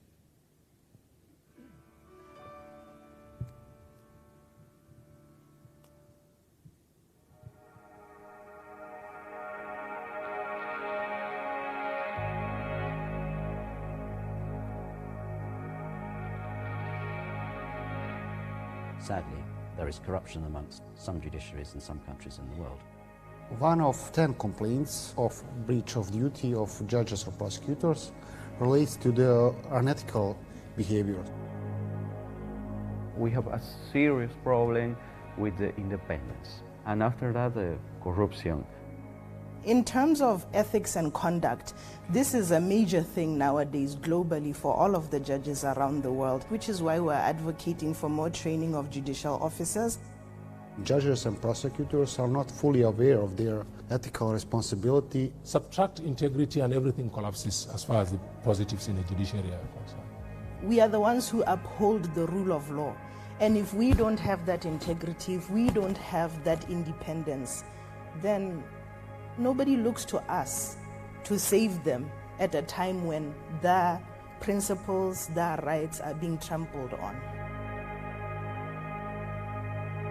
Los magistrados, los jueces, somos seres humanos y ciudadanos como el resto, vivimos en un ámbito y sufrimos los mismos inconvenientes que el resto de la sociedad. One of the major new challenges is social media. Issues change. Integrity issues also change.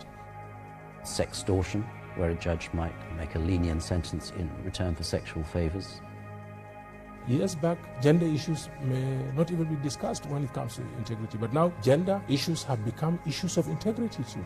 You see that this is actually something that might offend the Bangalore principles. So you now have to look inward and look at everything from your private life and not just your public life as a judicial officer.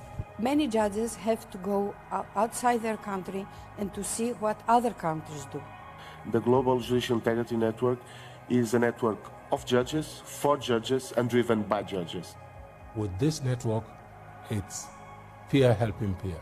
Leverage these tools to improve on your understanding of the issues of integrity and also on how to cope. We consulted around 4,000 judges and justice sector stakeholders to identify the priority areas in judicial integrity, the needs for assistance, and the needs for peer learning and support. And that is how we established the network. When it comes to judges and judiciaries, honestly, they speak the same language. Part of the reason for us developing through such a powerful organisation as the UNODC training materials is to really raise the profile of the importance of judicial training. Judicial officers tend to think because they sit alone making decisions that they don't need further education, but it's something that they actually do need. It enhances them. It's not something that says you're not good enough. It's something that actually elevates you to that higher level. On the website, you can also find a specific page about the training tools, so you can access there all the information about the 3 tools, the e-learning course, which is comprised of 3 modules, and it covers all of the Bangalore principles of judicial conduct, as well as emerging challenges of judicial ethics. I found the virtual course very useful. It was eye-opening, and I love the fact that it was engaging. You know, it would have several aspects of learning. There was stuff you could read, there were videos for you to look through, and every so often it would pause to jog your memory on what they've just trained you on, so that you imprint it in your memory and you remember it as you go along. So I really enjoyed it. You can find also information about the self-directed course, which is the second tool for those jurisdictions that cannot have either access to the internet or have technical difficulties during the online course. The judicial ethics training tool is one that will help you avoid trouble.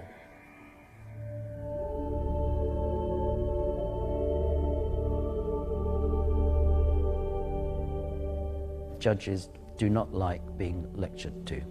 90% of the activities in our training is hands-on. The judges do it themselves, small group activities, all sorts of interesting ways in which we get them involved. Think about how are you going to equip the judges that you're going to train back in your countries. Most important thing is that they train us to train in a very modern and a new way that we didn't know before. Gradually, there'll be some kind of snowball effect whereby across the world, more and more people will be trained to do this sort of work. We have more than 40 pilot sites, which means there are jurisdictions that actually wanted to embark on this journey with us. It's phenomenal.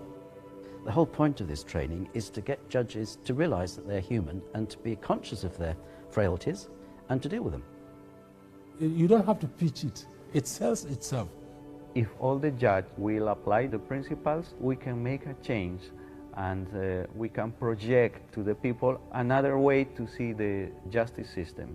I think it's going to be eye-opening back home for the judges that we have. It's very, very useful in their everyday life on the bench. Muy contento de haber tenido la posibilidad de participar del curso. I'm going to put in practice all the things that I learned in these days. I'm really grateful to the United Nations for pushing this through, and I know that it's going to make the world a better place.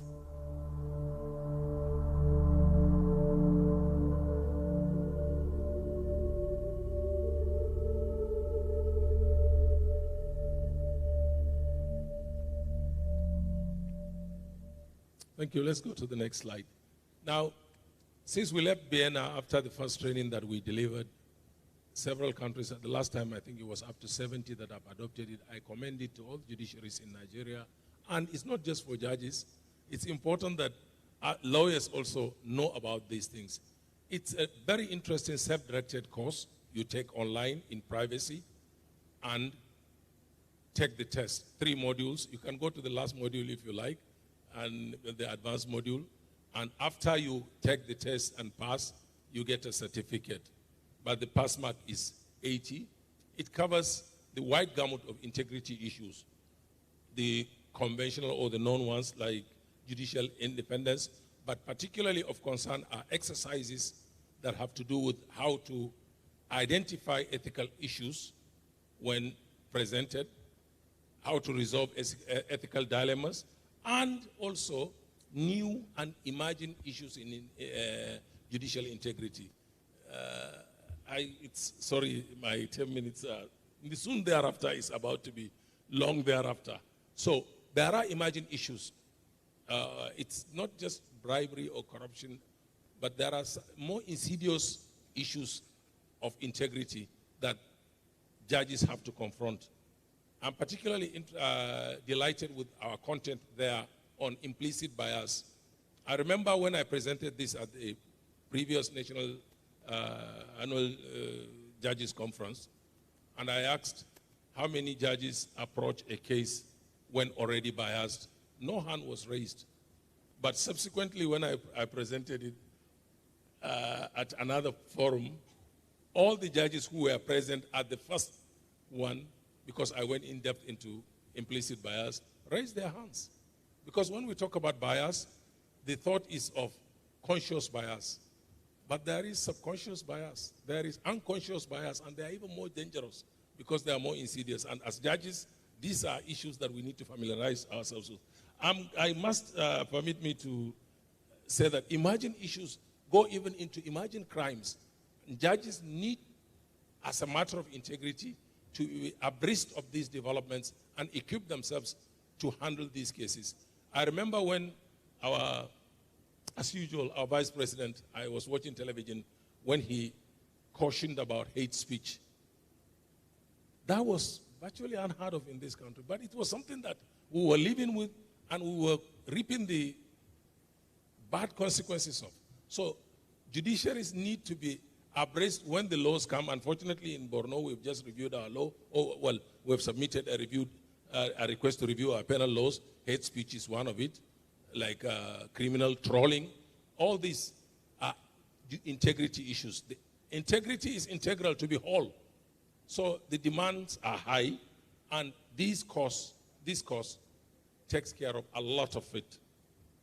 Now, quickly, because Wole Bode also talked about, if I could refer to it, the topic as couched here in this paper, in this program, I just saw it here too, the title. But fortunately, by coincidence, I'm speaking to the topic or the title given to me. Now in Borno, quickly what we have done is we've already made it mandatory, not mandatory as it appears in my slide. Oh. Yes. It's not, we've already made it mandatory that you must take that online course and present your certificate before we consider you for appointment as a judge. Full stop. Your paper moves nowhere. In fact, as soon as you're shortlisted, you're advised that, look, this is the site, go and sit. And you send in your certificate to the JSC as soon as you get it. If you get it after we have sat, then that's too bad, because we don't lift your paper. The first request is, where is the certificate?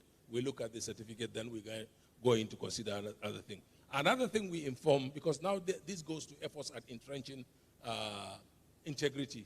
Not in the process of appointment, because that was not what I was considering, but incidentally, it covers that one too.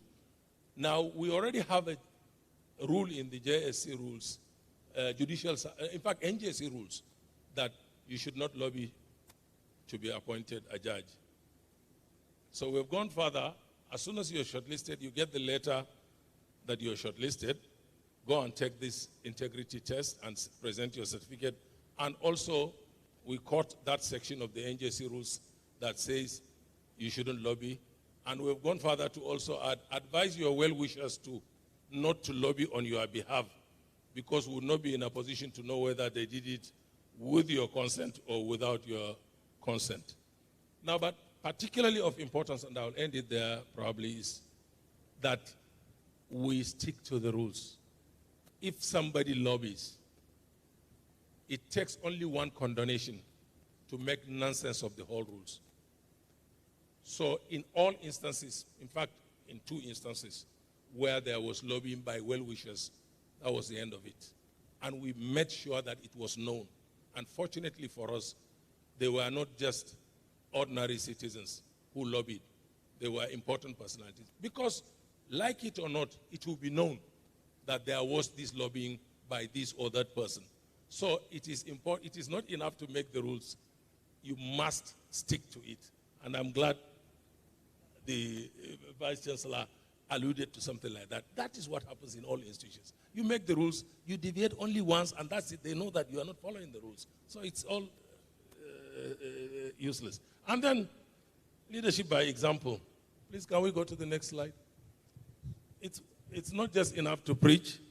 You have to also lead by...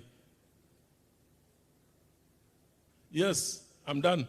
This is my certificate. Thank you very much. Next slide. Next slide. So don't think I'm excited. Thank you very much, my lord. And you know, your closing remarks just fit into the next discussion from Mr. Femi Falana, Senior Advocate of Nigeria. He'll be speaking to us about political influences on judicial appointments. So it just flows into the next consideration. Leonard Silk, sir. Thank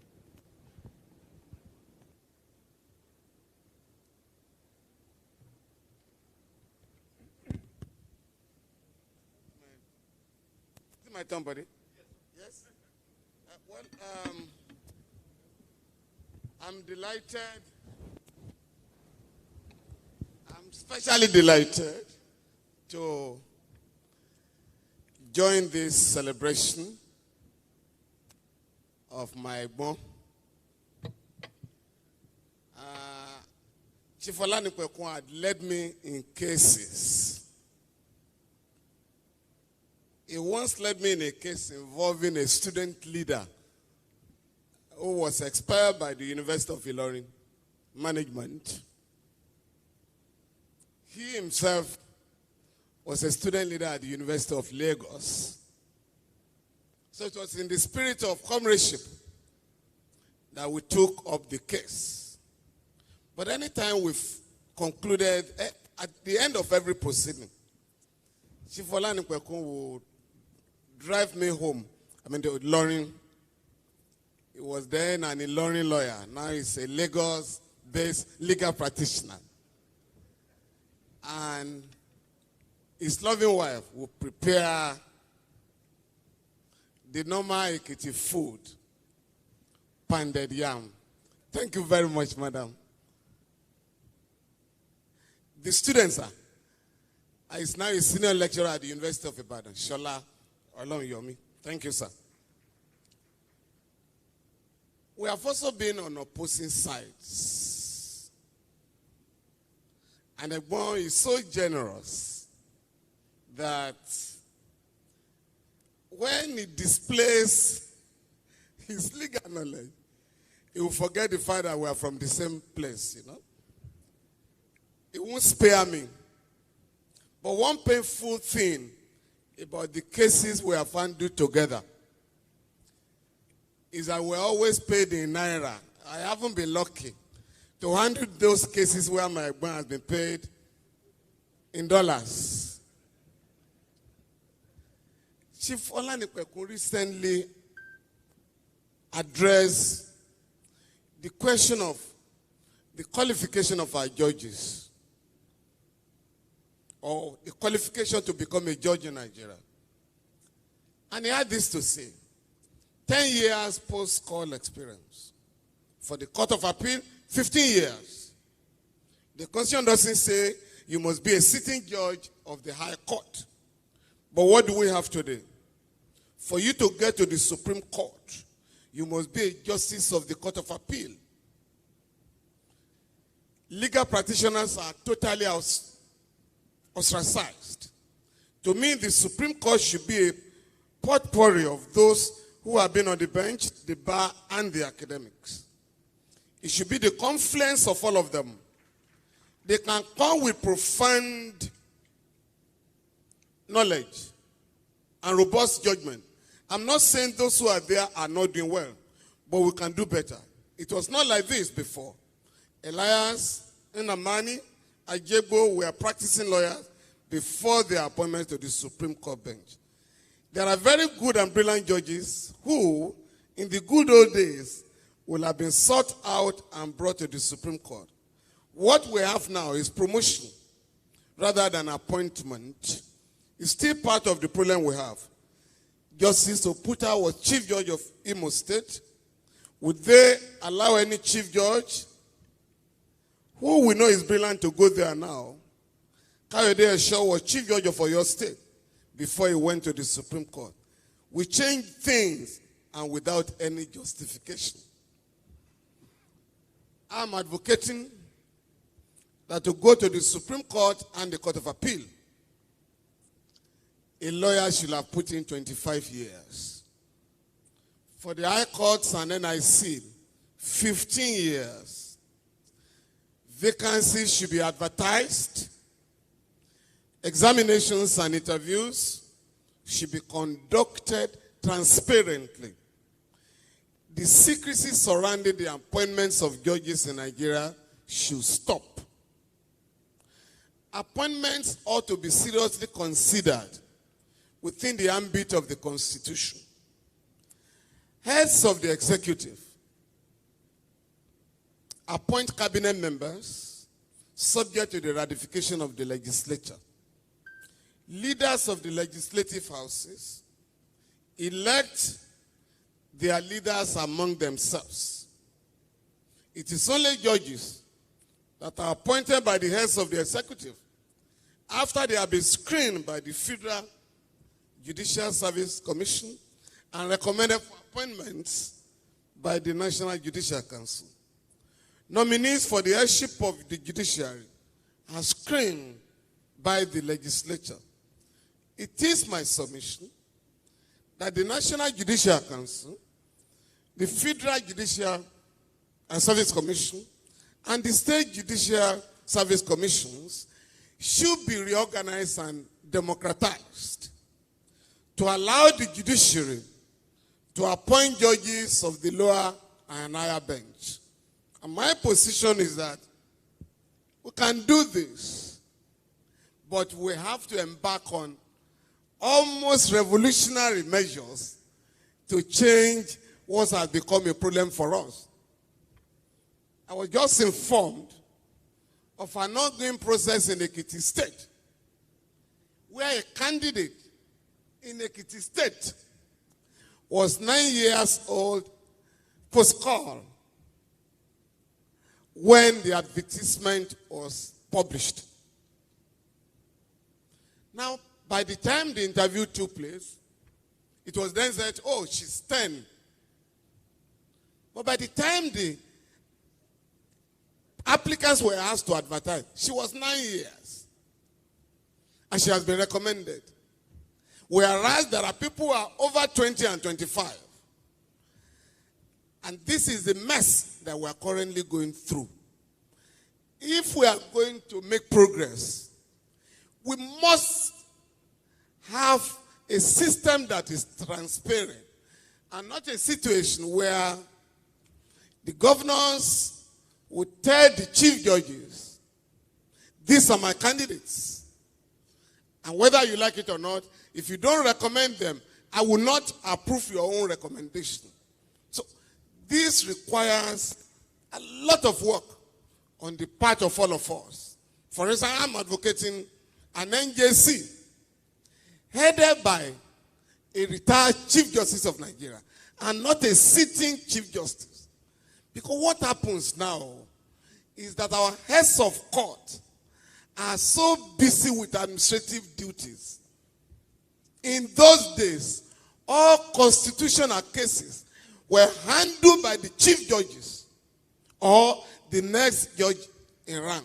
Today, a newly appointed judge is saddled with the responsibility to handle very serious constitutional cases, We have also all forgotten that up to the Second Republic, election petitions were handled by state high courts. Numbers 1 to 5 in the judiciary will handle election petitions. And the tribunals were headed by the chief judge of the state. So if you want to destroy your state, if you want to set the state on fire, do so. And those judgments, if you go and read the judgments of those days, they were very sound. Today, you assemble judges from different states, and you pretend that, oh, we don't want any influence. You post them to distant places. And what happens? On the day of the judgment, everybody has his suitcase in his boot, in the boot of the car. As soon as the judgment is delivered, it can be a dangerous judgment. Everybody else for the airport. And so you throw the state into a serious crisis. So I'm therefore suggesting that we must go back and learn from where we came from by stopping this business. In fact, it's even illegal to remove a judge from Lagos, post her or him to Borno State, and suspend all other cases on the ground that the judge has gone for national assignment, as if the other cases have nothing to do with national assignment. So we must change this attitude. The final point for me is our own problem. The lawyers and the judges must sit down. What type of courts do you want? If we are operating a federal system of government, it is not possible that a messenger sacked in Lagos will have to be looking for a federal court, national industrial court. And that was not the practice. So we must change the system. And the final point, and I beg our judges, particularly our heads of court, we have completely abandoned the customary courts that handle majority of cases that have to do with the poor. I used to quarrel with His Excellency the Vice President. As Attorney General of Lagos State, he embarked on major reforms which has not been beaten. No, the record has not been beaten by any Attorney General in the country. But since we also represent the poor, we used to quarrel over this. What are you doing about the customary courts? Because that is where the ordinary people patronize. The high courts are for the elite and the bourgeoisie. And that is why we are just going back now. My Lord, the alternative dispute resolution that we are now embracing is our own African dispute resolution. The British colonial regime took it away from here. They took it home, fine-tuned it, and they are bringing it back. We are now pretending that it's their own system. They came with the adjudicatory system. You either win or you lose. But our own traditional jurisprudence is a give and take. Everybody must take something home. No appeals. Today, and we must take cognizance of what is happening, sir. Many cases are decided in the palaces of our traditional rulers. In fact, Ekiti today has a palace law report because virtually all the judges, the traditional rulers are educated. Some are lawyers, some are diplomats, some are professors. So their judgments now are recorded. Today, criminal cases, sir. Every criminal case, including murder, all criminal cases are now settled in police stations. They simply invite the parties in what they call interviews. Because everybody has lost confidence in our judicial system. And in the police station, the cases are settled. We must take our system very seriously and find out what happens with the majority of our people. So that for us to have a judiciary that Chief Olani Kwekun has been advocating for, we must go back to the drawing table as lawyers and judges and take our judiciary away from politicians. If the heads of the other heads of other organs of government can choose their own cabinet and their leader, we must also have a National Judicial Council, state judicial commissions that we can reorganize, peopled by lawyers. This idea of, oh, we want to appoint judges, lawyers should make comments. It's not statutory. And so many of our chief judges simply ignore the position of lawyers.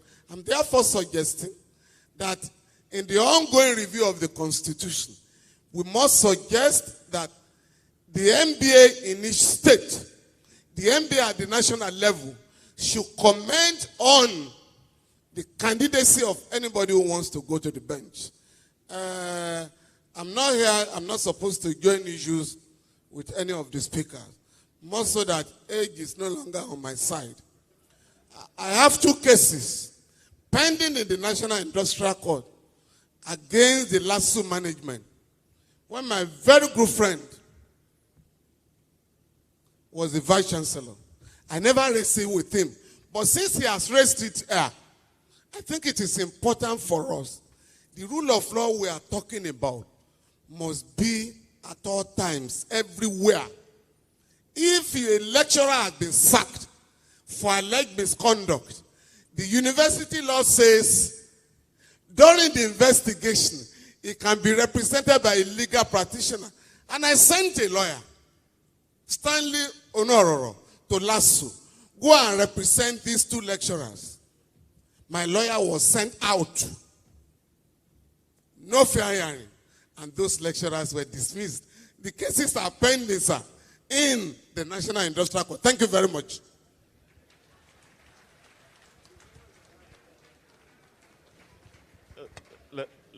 Leonard, I'm sure Professor Fagbon will have a response for you. Just to indicate that one of the panelists, Mrs. Ibukun Aoshika, she really needs no introduction. She's joining us virtually from outside the country. She's going to speak after all the lawyers speak, so she'll probably pass judgment. I'll invite Mrs. Funke Adekoya, and I have a peculiar relationship with Mrs. Adekoya because when I took the silk, I appeared before our panel, which was a dreaded panel. We didn't want to go there, but some people did not want to go there. But for some of us that went there, it was part of our validation after we took the silk, because Mrs. Adekoya's reputation is that she's as straight as a ruler. If it's not demeaning to say, well, if a ruler is straight enough, to describe how straight you are. Thank you very much, Mrs. Adekoya, please. Thank you very much. I am aware that I have just 10 minutes, and so I acknowledge all the distinguished individuals who are here today to celebrate with Chief Wole Olanipekun. And I also extend my greetings to him. I am so happy that he's 70 today, or yesterday, because my discontent with the state of the justice sector, I determined was a result of my age, and that it was about time I stopped going to court because I just could not put up with the state of legal practice. So to find that there is a lawyer who is a few months, not a year, a few months older than I am, and is still actively going to court, encourages me to believe that my discontent has nothing to do with age. It is actually the state of the justice sector as we see it. I've been asked to speak on essential collaboration for successful implementation of justice sector reforms. And so I'm going to speak from the perspective of the chairman of the Justice Reform Project. The Justice Reform Project, or JRP, is a coalition of Nigerian lawyers, civil society, business executives, and the general public, who are all stakeholders in ensuring that we have a functional, an efficient, and an effective justice system. And the reason why JRP has such an inclusive membership is because we act on the underlying principle that the administration of justice system is a public service, and that it is the confidence of the public that validates the sector, and that presently the public generally have little confidence in the justice sector. My takeoff point for my contribution is something that Professor Fagbon said, and I quote him in his keynote address. He said, the primary focus of our rules should shift from rules that deliver justice and work within it to those who use the system, the consumers. This will ensure that best practice in service delivery becomes embedded and entrenched in the justice system. Justice must be conceived of and rendered as service. And this was the basis for the Lord Woolf reforms in the United Kingdom, which our Vice President as Attorney General took in hand and implemented in the Lagos High Court with the 2004 High Court rules. We then had front-loading, we had access to ADR, we had pre-action protocols. And many states in Nigeria followed those reforms. But have those reforms actually changed the justice sector? And I think the consensus is that they have not. So why have they not changed the justice sector? And why is it that the public still have no confidence, or very little confidence, in the justice sector? Going to court is the last resort. Your first resort is Boromiru. Your next resort may be Berekete family. After that, maybe you go to your traditional ruler, or you're the ecclesiastical courts.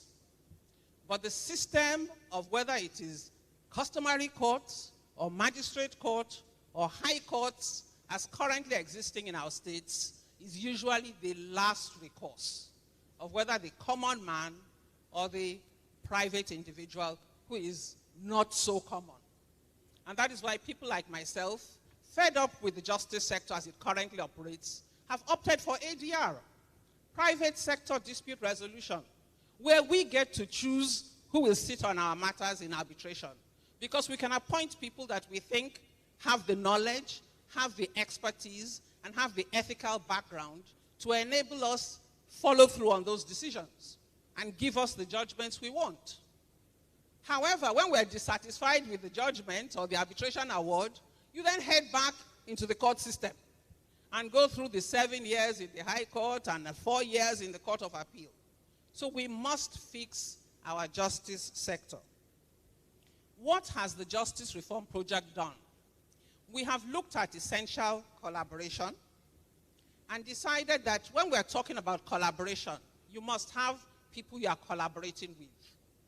So who are the parties within the justice sector? It's the judiciary, the judges, and it is the users of the system. And the judges are not the users of the system. The judges are the implementers of the system. The users of the system are the litigants and the lawyers.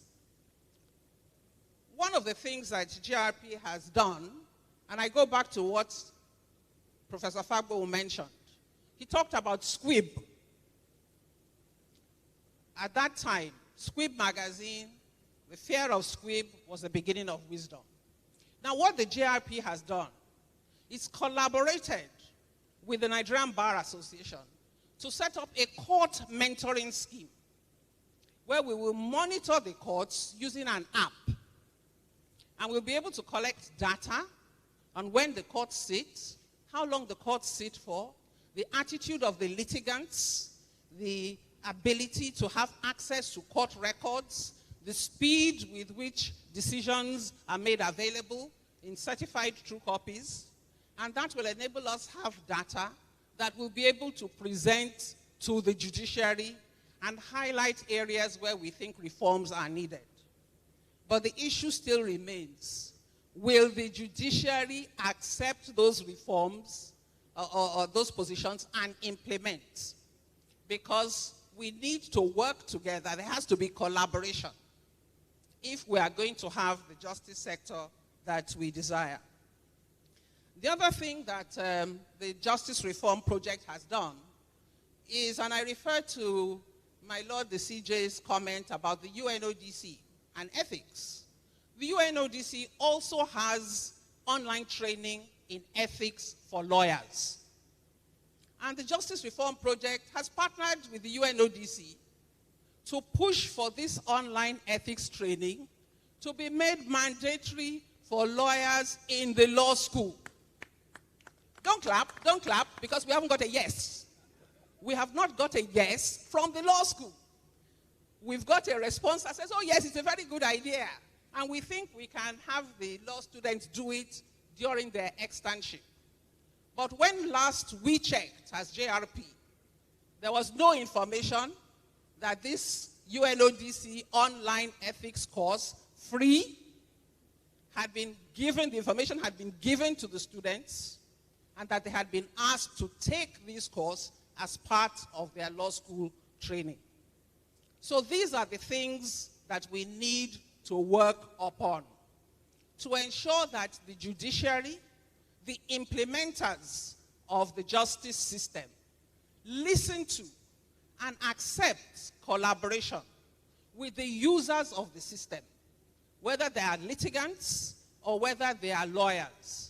Because at the end of the day, unless all parties work together to have a justice sector that works, it doesn't work for anybody. The Justice Reform Project has also worked with the Police Duty Solicitor Scheme. Attorneys generals in various states have listened and have tried to implement the Police Duty Solicitor Scheme to ensure that there are lawyers available at police stations. Because this is one area where we have a delay between having somebody picked up and having the person taken to court. And finally, the Justice Reform Project, and my Lord the CJ is aware of that, has been pushing for virtual online hearings to continue after COVID. All states, CJs, issued practice directions during COVID. Now that COVID is over, why are we still having to go to court, almost over? Why are we still having to go to court for rulings, to move motions? Why do we have to travel long distances if it is possible for these things to take place online? And so the Justice Reform Project, we've had one, I think, with Edo State government. We're now going around the states, actually showcasing a full court hearing online. We've done it in Lagos State, and we've done it in Edo State, to show the judges that if you want to use technology, you can do it, and you can have a whole case online. Thank you very much.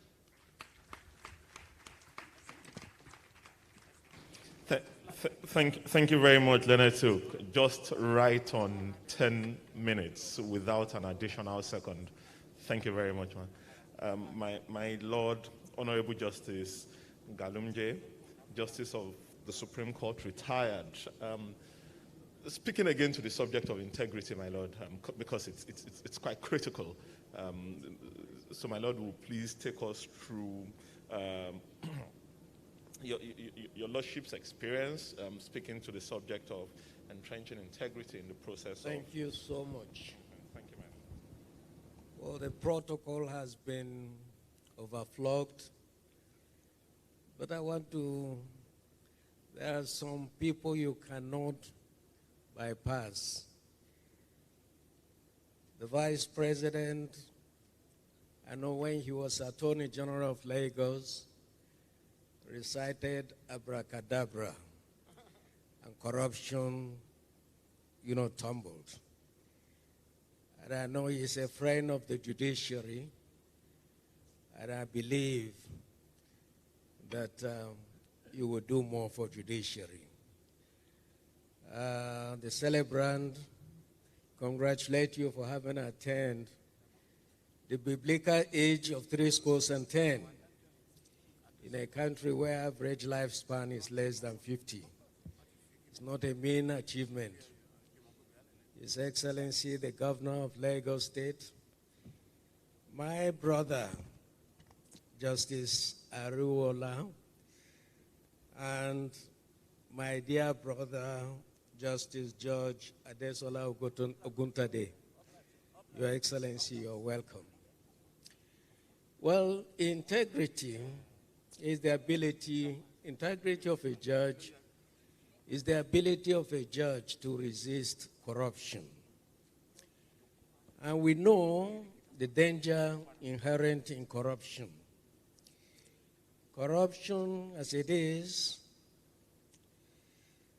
we say, is a social danger because it feeds organized crimes, destroys nation states, and imperils opportunities. And indeed, when we talk about corruption, a nation can very well, corruption in judiciary, a nation can very well create a judiciary free of corruption. If not free, corruption can be reduced to the barest minimum.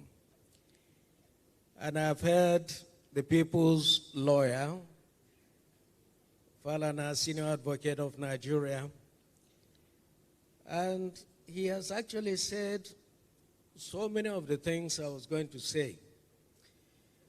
That as many judges as would want to be transparent, incorruptible, there are so many roadblocks that are laid on the ways of these judges.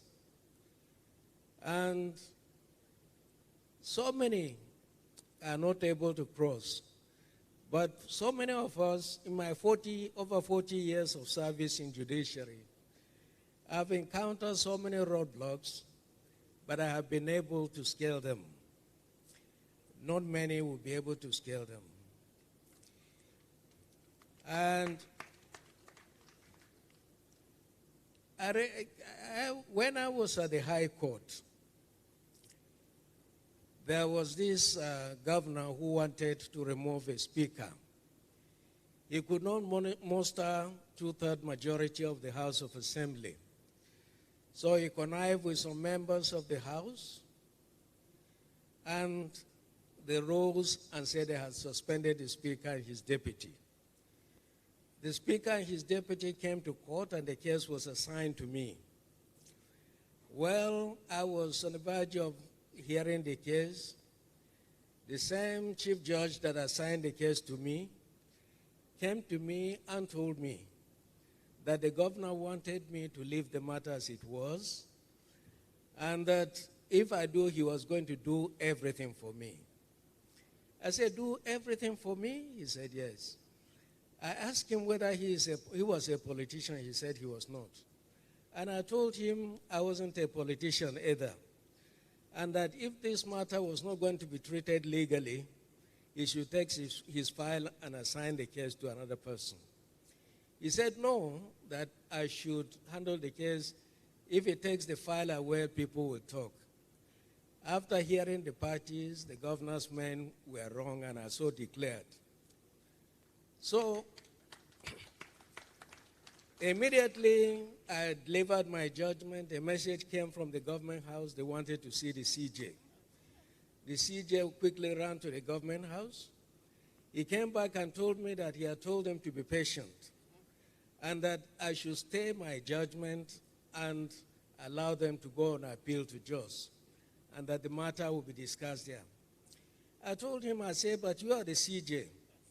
He said he has told me, please, I should do that. I said, you know, my judgments are declaratory.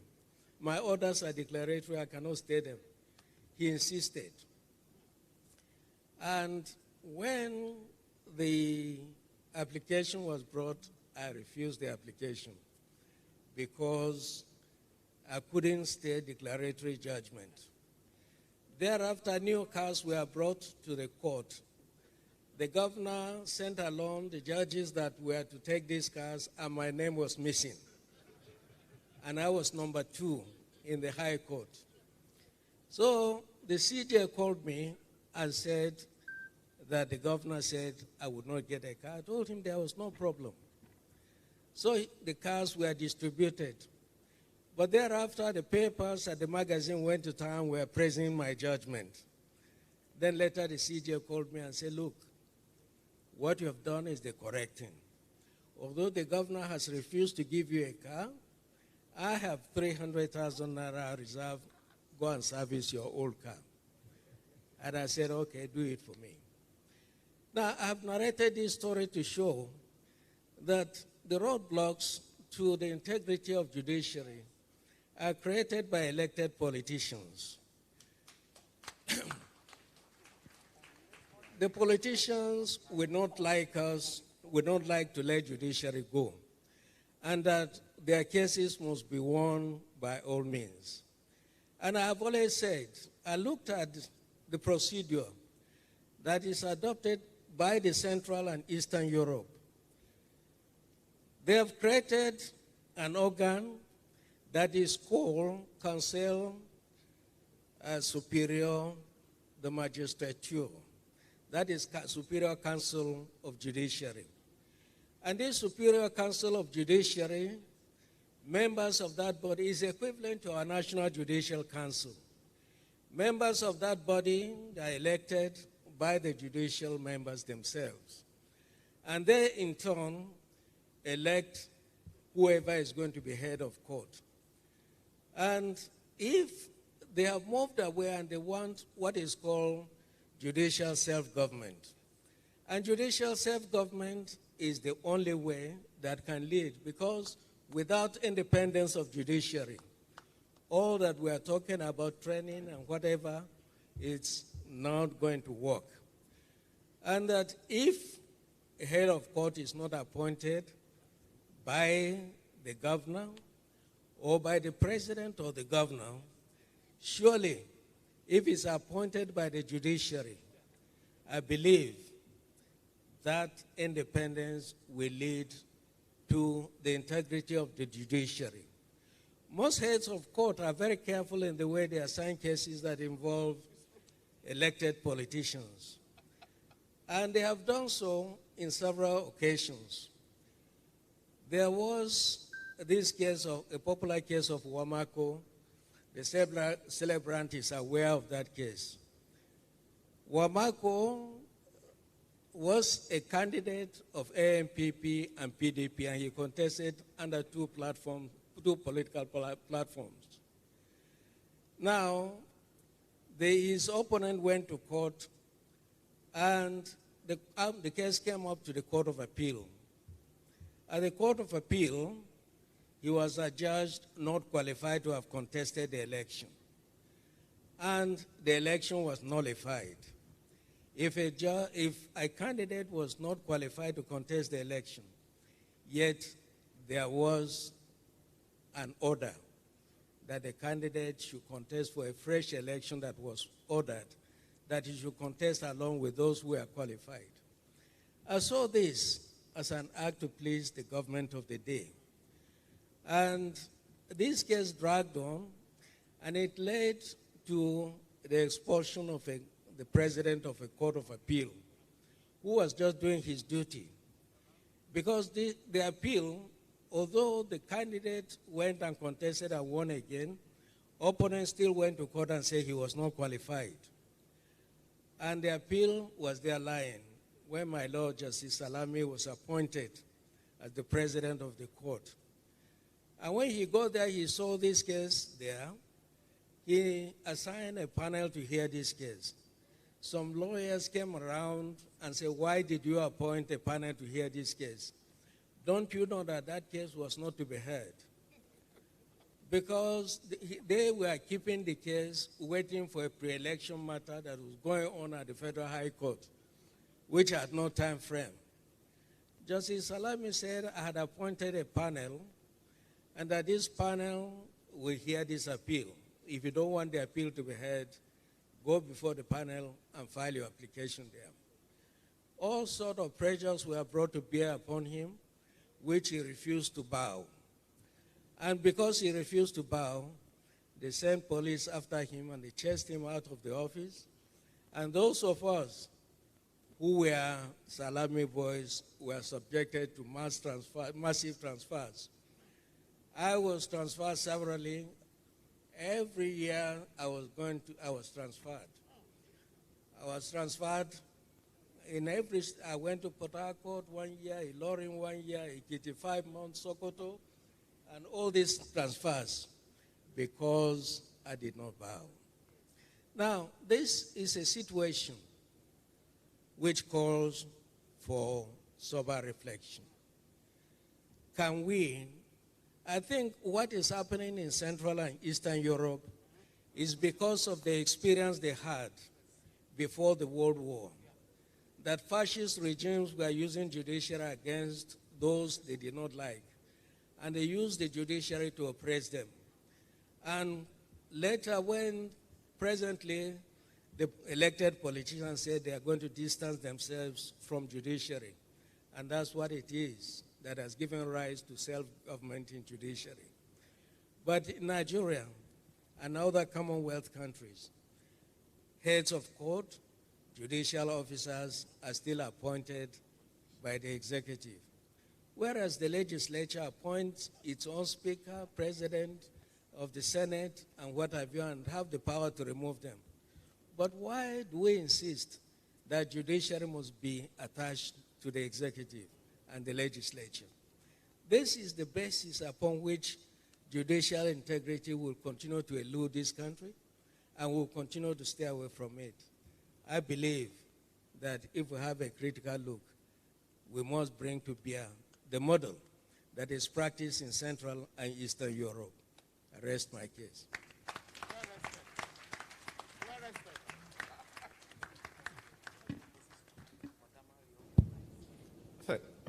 Thank you very much, my noble lord. I'm sure with the various transfers, my lord will be multilingual now, sir.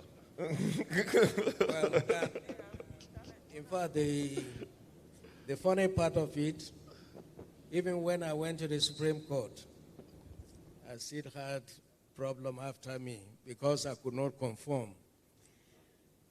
When I retired, it was a total lockdown, pandemic. And there was no ceremony for me. I applied that the court session for me should be monetized and that all the parting gifts that are given to judges should be given to me. They say financial regulation does not provide for that. So since I retired from the Supreme Court, even a pin has not been given to me as a parting gift. And that is leading up to that. So apart from the external pressure, you have the internal pressure within the judiciary. For those heads of court who would like to please the appointing authority. And this is the situation in the country.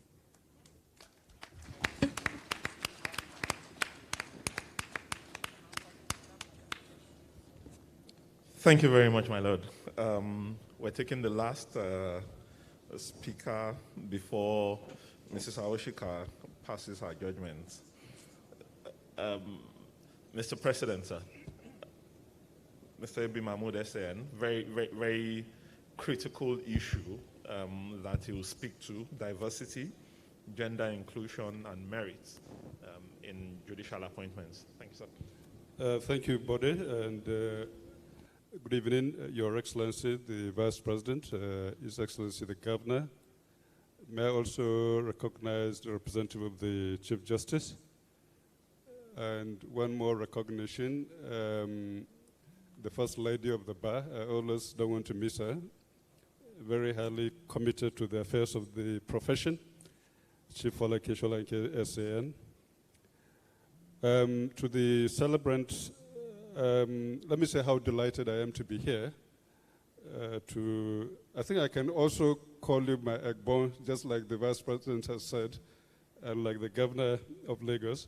I think you're truly my Egbon. I remember all the shared friendship in the course of the work we have done together in a number of occasions, and your leadership, of course, of the Nigerian Bar Association. I remember when I was elected president and my opponent who lost the election refused to give in. You played a very critical role in trying to rein him in and sat endlessly with us to try to resolve matters. So congratulations, Chief Wale. I think this is a very well-deserved celebration, and there's no better way to do this than to have a conversation around some of the burning issues of our profession. I've been asked to speak on what Bode called value-based merit that will ensure meritorious appointments of judicial officers while adequately managing the complex peculiarities of Nigerian diversity. Now, so what I intend to do in the course of the next few minutes is just to speak to a number of points, bearing in mind that this subject is one of exceeding complexity. And the first point really is to understand and appreciate how dysfunctional our judicial and legal system have become. And listening to all the array of speakers, you will understand the various multidimensional nature of this problem, and also, of course, the Herculean task that would be needed to really engineer some reforms. So my comments will be around, first, diversity, around merit. I would also like to speak briefly to some of the institutional issues, especially around the points about NJC and the Federal Judicial Service Commission, the responsibility of heads of courts, which I think Justice Nalingi alluded to. I also want to comment on something which has become a norm in our judicial appointment and promotion and all of that, and that is the CABRAC rule, by which appointments and promotions to various positions just becomes a matter of, automatic succession. If I have a little bit of time, I'll comment on one or two issues the lead presenter, Professor Fabian Fulk, has commented on. But first to the issue of diversity. Now, so diversity in judicial appointments, of course, as we all know, is very important, especially in a complex country like ours. And obviously, in some respects, we have achieved a lot of progress. If we look at gender diversity, for instance, most of our courts, at least at the federal level, we have achieved nearly 30% of gender representation, or female gender representation. I think in the Court of Appeal, it's a little more than 30%.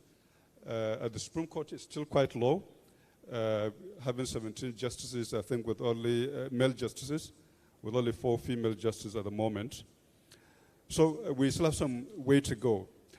But for me, the point of concern is the failure of the judiciary to recognize the feminine gender as feminine gender. So women, we still call them, what do you call them, Mr. Justice? My wife detests that idea of calling her Mr. Justice Mahmoud. But the women themselves are the ones who prefer sometimes to be called Mr. Justice. Now, for me, there is a fundamental policy issue here. When we do not recognize the presence of gender in our legal system and in our profession. So if you notice, I don't know how many of you have observed, especially in the appellate system, women judges, or in fact all judges, their names are represented in initials. Only the surname is written. So my wife will be Mr. Justice P.A. Mahmoud, masking completely her identity. Now, that is, for me, a fundamental issue. When you decide you don't want to recognize the presence of gender, even though there is female representation, I think there is a fundamental problem in inability to recognize the presence of women in the profession and in particular positions, and to try to understand why they are there, in fact, to bring a perspective that would otherwise be lost. So I think we have still a lot of work to do there. So it's beyond tokenism, Femi Falana, is is a deliberate policy to mask the presence of women in a male-dominated environment, which I don't think is appropriate. Now, nevertheless, we have to admit that some progress has been made. We've had female judges heading various divisions of the court, being chief judges and so on and so forth. Now, let me come to the question of merit. Now, sometimes a discussion of merit tends to be a little bit tricky because of the way we define merit and in the way we sort of construct the criteria. Now, I think Femi has alluded to this, or Jazizana also. The only qualification we have in our constitution regarding appointment of judges is the number of years post-call. Now, I don't think that is sufficient. I think we need to go beyond that. The various appointing authorities need to really define the criteria in a much more granular manner and to allow for that criteria to be independently administered, to allow for merit to be promoted within the system. And here issues of integrity comes in and issue of other forms of diversities. Now, as it is, the system only accommodates persons from the traditional background. And what are these traditional backgrounds? People who have courtroom experience. There's absolutely no reason why academics or other lawyers, barristers who don't have courtroom or solicitors who don't have courtroom experience cannot be admitted to the bench. Now, and I'm sure many of you are familiar with the battle the Nigerian Bar Association has been waging to allow for advocates to come to the Court of Appeal bench and come to the Supreme Court bench. And that has consistently been resisted by the system. Now, if we have a system that only allows for this sort of methodology of appointment that defines criteria very narrowly and refuses to recognize that other fields of diversity or competency should be brought in, I think we're on the path to really start to find that system. In 2018, when we had the Bar Association conference, one of the things we tried to do in order to encourage this conversation, we brought in the president of Ghana. That very month or 2 months before the conference, he had appointed 4 new justices to the Supreme Court of Ghana. 2 of them were from the private bar, and 2 were from the from the Court of Appeal. And we got him to speak to that in order to sensitize our, leaders and judicial personnel to this sort of, merit in this sort of appointment. But unfortunately, all of these efforts, have consistently fallen on deaf ears. Now, so I think there's a lot of work that needs to be done, and I hope that at the appropriate time, these issues will be addressed. Now, let me speak a little bit on the issue of the National Judicial Council and the Federal Judicial Service Commission. I think part of the problem we have is that the judiciary has become very insular. And there's nowhere this is demonstrated than in these very critical institutions. You have called for democratization of the institution. Now, let me give an example. The Chief Justice of Nigeria presides over the Federal Judicial Service Commission, along with the President of the Court of Appeal, and along with, I think, the Chief Judge of the Federal High Court. The Bar Association has 2 representatives. The NJC is presided again by the Chief Justice of Nigeria. He has all the heads of courts along with him. The President of the Court of Appeal, the Chief Judge of the Federal High Court, the President of the National Industrial Court, some Chief Justices of various states. Now, all of these people are persons, officials who have official relationship with the Chief Justice. And I doubt very much if any of them will be able to stand up and hold contrary views to the Chief Justice. Of course, we have the representative of the Bar Association, and there's a long story about the Bar Association representation, but as you know, the Bar Association representation is very ineffective. First, we don't have full mandates. We are not full members of the NJC. our tenure is structured in such a way that we are really rendered almost perfunctory. Now, let me give you an example. There was a day we were having a meeting of the NGC. We normally start our meetings at 10 o'clock. We came in, most of us, 9:45. We sat there until almost 12:30. The chairman hadn't come in. Now, this is not usual. He normally comes in on time. But this particular time, he came in 12:30. And as soon as he came in, he started the meeting almost routinely. No apologies, no explanation for the delay. And nobody was willing to raise any issue. So I pressed the button and said, point of... We're in here waiting for leadership. And you came in, and there was no explanation as to why this meeting was being held at 12:30. There was no apology. And then he said, oh, I'm very sorry. I thought the secretary of the NGC had explained the reason for my absence. Now, the point I'm making here is that none of his colleagues will be able to challenge him. Now, I was conscious of representing the bar. And even though I know it was at a very uncomfortable point to raise, but I had a duty to raise it as a member of the bar. Now, if you look at the nature of appointments into the judiciary, the FJC plays a key role. Comes to the NJC, they're all basically the same personnel. Now, how then do you want external views, external opinions, external understanding of what needs to be done? So I think there is a fundamental need to not only reform the NJC and the FJC, to introduce diversity, as you call, democracy, as you called it, but also user perspective, as Funke alluded to, and some accountability into the whole process. Now, the other point I want to make, which I think is important, is that my Lord, in his comment, had said we need self-government in the judiciary. I agree with him, but even without self-government, I don't see any reason why chief judges of states, heads of federal courts, and even the Chief Justice of Nigeria should not have a tenured appointment. There's no reason why one person should be chief judge of a state for 20 years. I think you need to democratize that system. Let him be accountable to his colleagues, and let his colleagues be able to have a say in what happens. Now, we appoint chief judges.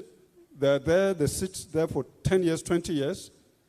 We appoint presidents of the Court of Appeal or chief judges and they have an untenured appointment, and they now become monarchs in their domain.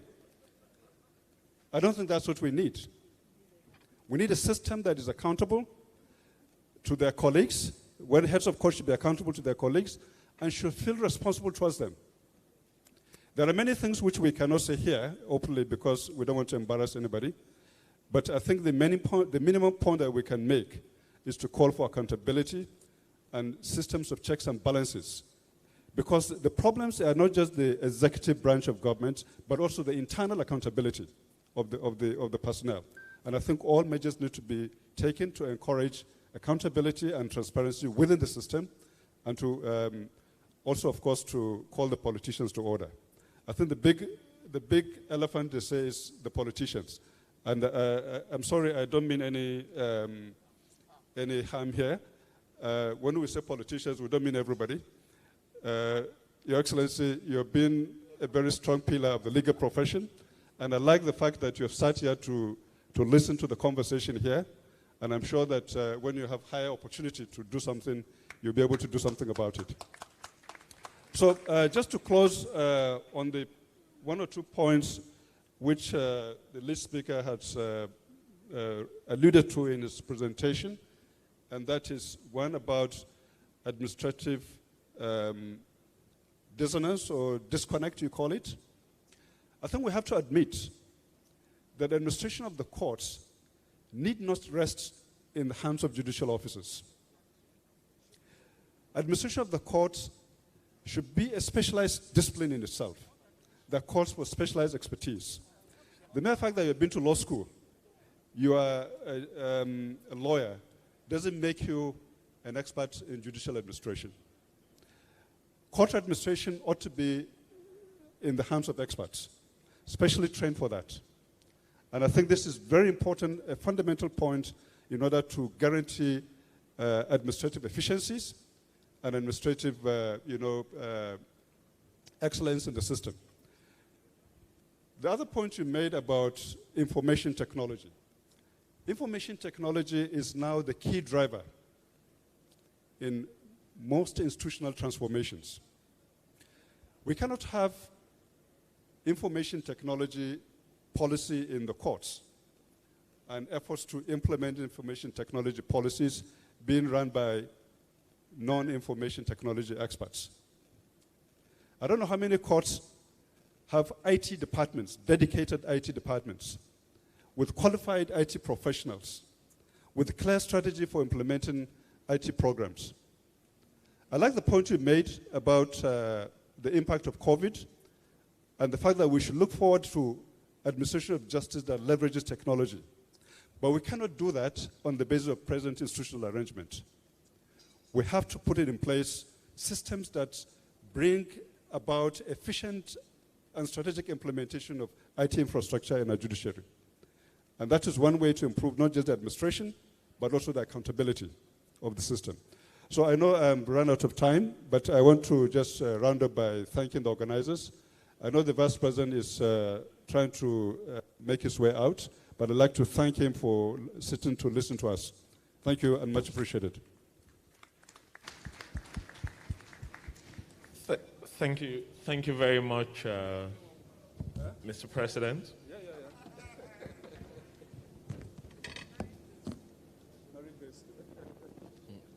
Okay. I'm not sure if okay. So we'll take the final comments from Mrs. Aoshika.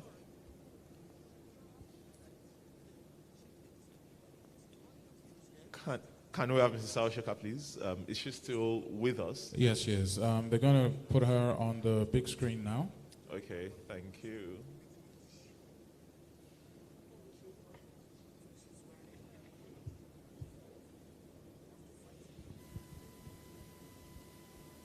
Okay.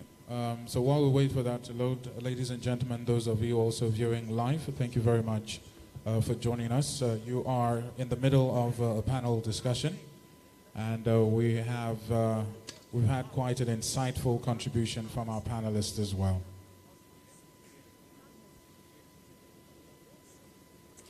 Okay.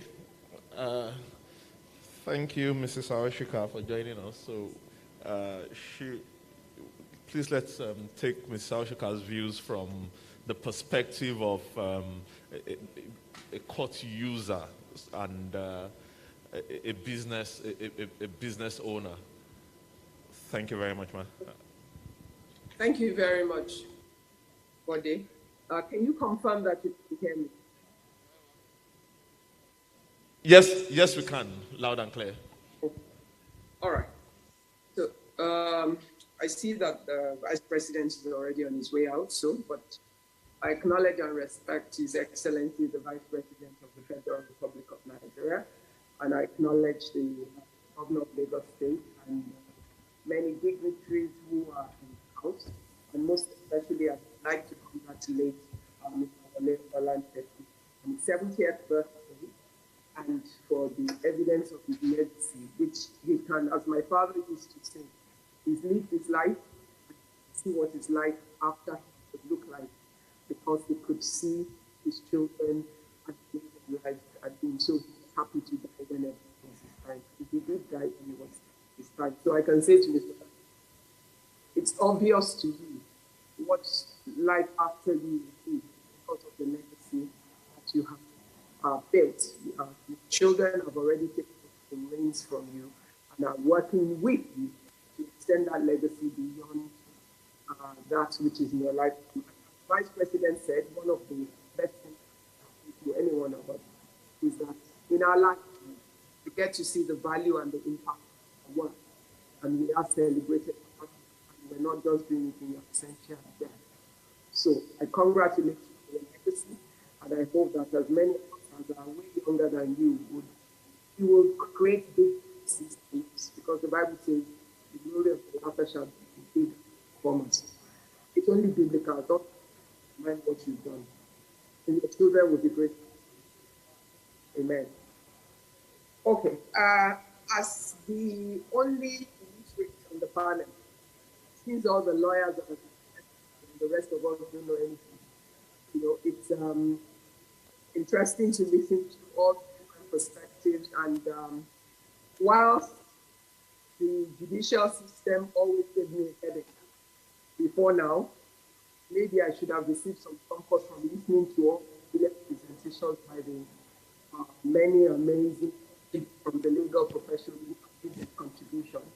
But it's left me with a lot of than answers, because at the end of the day, having taken all the contributions from different perspectives, and I put my hands together with the speaker who did an amazing job, an honest job of raising the issue.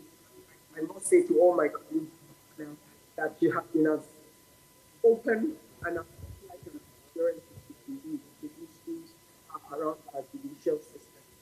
But for me, as a user of the legal system, and one who, on a few occasions, some of the work side of it in terms of how it's used, or how it cannot be used simply because it doesn't meet the need. What it's one of the things that I find most apt was what the Professor Larry Fagbo said about a lot of people exiting from justice, you know, and what do we exit from justice simply because we look at the system, we know without a doubt that the system is not going to deliver to you what you need because it is compromised, either by structure or by the individuals within the system. And if we look holistically at all the contribution and we put it in it tells me that corruption is at the heart of the judicial system, and it has its own negative impact. It does not give me the confidence and the assurance to engage the judicial system expecting to get the answer that when I need it as I should have it. You know, there's no guarantee that what I will get is what is right to get and is fair and equitable within law itself. There is a major state-of-the-art system of many of the operators within the system, running from the highest level all the way down to the crack of the court or the least officers in the judicial system. And so we have a human problem where the judicial system is concerned. Of course, it's not just a problem of the judicial system. We have failure of our value system as a people. You know, I mean, it's great that we've seen that we're not the only nation with this problem, but this is my country. This is where my service of justice fails me many times in multiple ways. And as a business person, when you think in terms of what am I thinking, where is my place to play? What is the recourse that I have when I have issues? It's a system that I do not from the beginning trust. Hello. And therefore, the person who has the capacity or the network or the connection or the money to influence the system is then positioned to get justice in inverted commas, rather than me actually getting justice. I'll give you an example of the situation I went through of research. In the course of all these affairs, you know, I had to sit in a conference call with about 5 lawyers from one of the biggest law firms in the world, because I was, because of my service on the board of a global company that was in the process. And as the matter of evidence came up, they had the responsibility to speak to me on behalf of that company in order to confirm certain matters. They had done their own, so they had some information, and when they came to me and asked me questions, I answered all the questions the best I knew and the truth was. You know, and what I found interesting, which is sad for us as people, that needs as many people to believe in our judicial system in order to be able to invest in our country, is that there were 5 lawyers on the board. One person was a compliance officer, and there were 4 transaction lawyers. The other 4 transaction lawyers never encountered Nigeria before. The compliance lawyer had, and he was the one who had the most understanding of our system and its failings. And as all the different questions were coming, and I explained the truth as I knew it, you know, at the end of the day, one of them asked me, you know, so you're just going to leave this, or you're not going to act or react to this?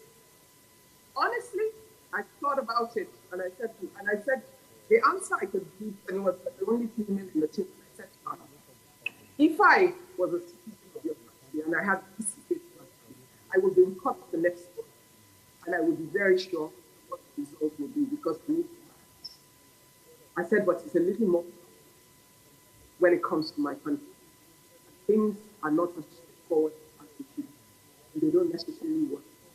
Because at that time, the court was being for many months. There was no guarantee as to when the court system will work, and the likelihood of justice as you were playing with people who had big stakes and had reasons to work differently. And the guy who was in charge of compliance then answered his colleague and said, look, let me explain to you. I have done work into Nigeria on behalf of 2 major oil companies. And I can tell you that there is hardly any way where you can trust the judicial system in Nigeria to get the results that you desire. And he explained it that first you go from courts, they keep postponing and postponing and postponing. And at a stage, they're going to tell you that you're in the wrong court. And when you get to the court that is supposedly the right court for you, they will tell you that your statute of limitation has expired, and therefore you had no more time to be able to take on the case. And this is after many years of being in the system. And he concluded that, look, we've checked all the facts ourselves, so we know the fact, and therefore we know what to do. And that was the end of the case. And I continued with my role and my participation with that project from an international perspective. But the reality is, as of today, as a business person in Nigeria, I cannot trust the legal system. And everything we said today has not given me greater comfort. And even worse still is that if I talk about the Supreme Court judge who just retired and who is not even sure he'll get his benefits simply because he was a right-thinking, courageous person, then he tells me the more why many more people will not have the courage to do it. Because even, he said something, roadblocks are created by politicians. But those roadblocks, in my words, can be removed by the courage and integrity of the judges who swore an oath to do so. We have a national problem. And for the judicial system to work and work for the ordinary citizen, and it must work for the highest of us as it must work for the least of us. Every single one of us must be able to trust it to serve us. We must not be afraid to engage the system. I mean, what's the point of going to court if you're going to take 30, 40 years? You'll probably be dead in the system. And what's the point of engaging the system if at the end of the day, you don't? I'll tell you one story to wrap up. This 10 minutes thing is really challenging. I sat in a meeting once, serving at the highest level in an organization, and an individual had the courage, without any shame or embarrassment, to say that he was sure of the justice he was going to get from the legal system for a particular matter. And I asked him, are you God or are you the judge? How can you decide that this is what you want to do and you're going to get this when in fact you know that that's not something you should be doing? And he said, oh, the matter has already been settled. And I dared to ask, settled how? And he said, oh, the judge has been seen. The officers of the law that will present the case, the officers of the system that will present the case have already been seen, that I know the result. I mean, it was the most amazing thing for anybody to declare, and I was in total shock. The reality is, in that first round, that case failed. That guy did not achieve what he set out to. But later, the same matter went through our system, and the guy got what he wanted, even though it was clear it should never have been. So how do I, as an ordinary citizen, as a business person, confidently go to a system that I know that it can be tweaked, it can be used against you by powers, by money, and by other people whose agenda is served in multiple ways? And who is the real protector of our legal system? Nigerian Bar Association, because there are many stories that come out of there. A lot of the issues, as we discussed today, the problem comes from lawyers themselves in many ways, and I have many stories to back that up. Judges, all judges are first and foremost, all the judges as of today in Nigeria, first and foremost, they are lawyers. So they are part of the system. And the attorney generals, the this, the that, the whole process is run by lawyers. But who is actually responsible for protecting the system to make sure it works and it serves us? I don't know. And all the conversations today has not answered that. We've moved it around, but we haven't locked in on who is going to take the actions that we're talking about with a sense of commitment and total responsibility that requires accountability at every level, that gives me as an individual citizen of the country the confidence to take on a matter knowing that I will get justice within the system. I'm not just the only one asking you this question. I bet every single Nigerian, whether in business, in social life, or at any stage of their life, has a question to ask. Because as we are right now, we don't trust the system. And we leave it with you guys who have the power and the privilege and the position to ensure that we can.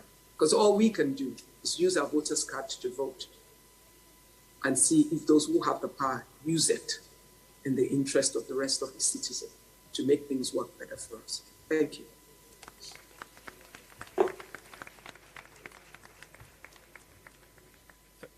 Thank you very much, very respected Mrs. Ibukun Aoshika. I don't have those powers. We probably would have given you an honorary degree in law so that you join us to answer those questions. Thank you very much. Oscar, please, go ahead. Okay, thank you very much. We move on very quickly to a goodwill message from the matriarch of the Nigerian Bar, Chief Olake Sholanke, CON, SAN. Please do make welcome with a round of applause.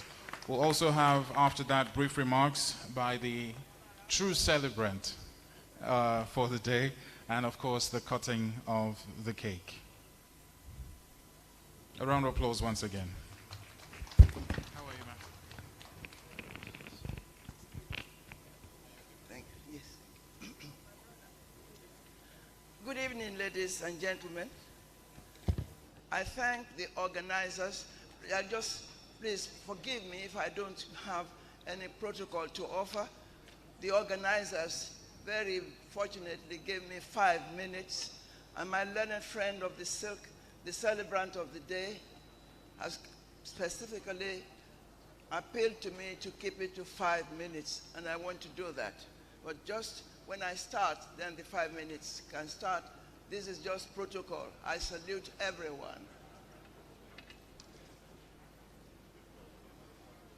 I congratulate the celebrant of today, my learned friend of the silk, Chief Wale Olanipekun. I say to you, dear Natalis Felix, happy birthday. I salute your beautiful wife, Lara. I love you. Congratulations to you. And please, I salute everyone here present. And I just like to say that I'm very happy that Justice Galunye is here. Even without being compensated by the Supreme Court, you've been able to attend.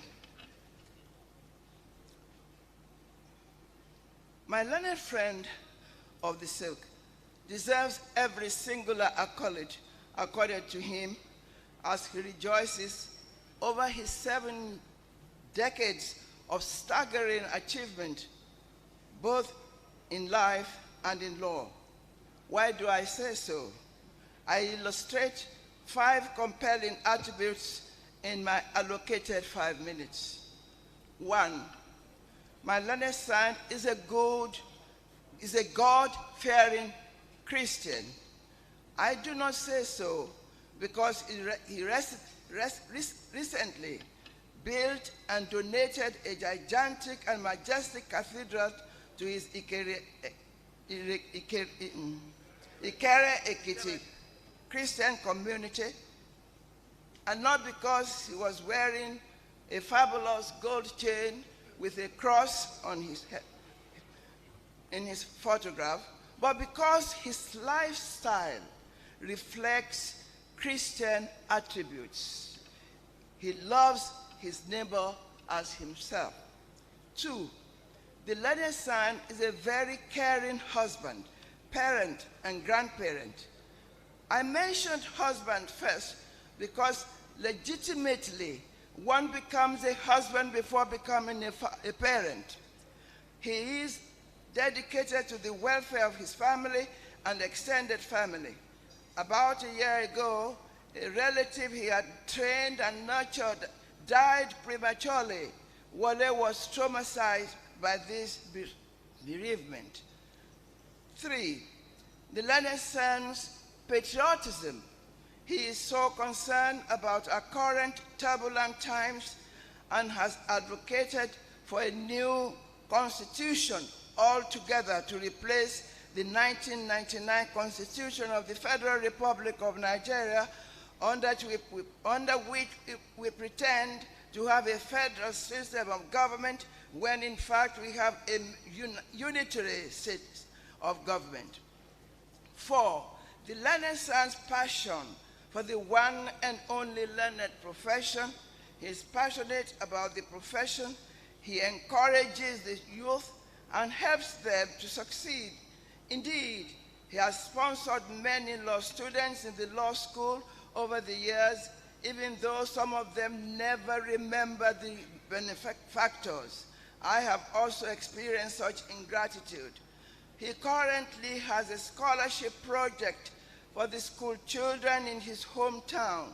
He loves the law so much that 2 of his sons are now senior advocates of Nigeria.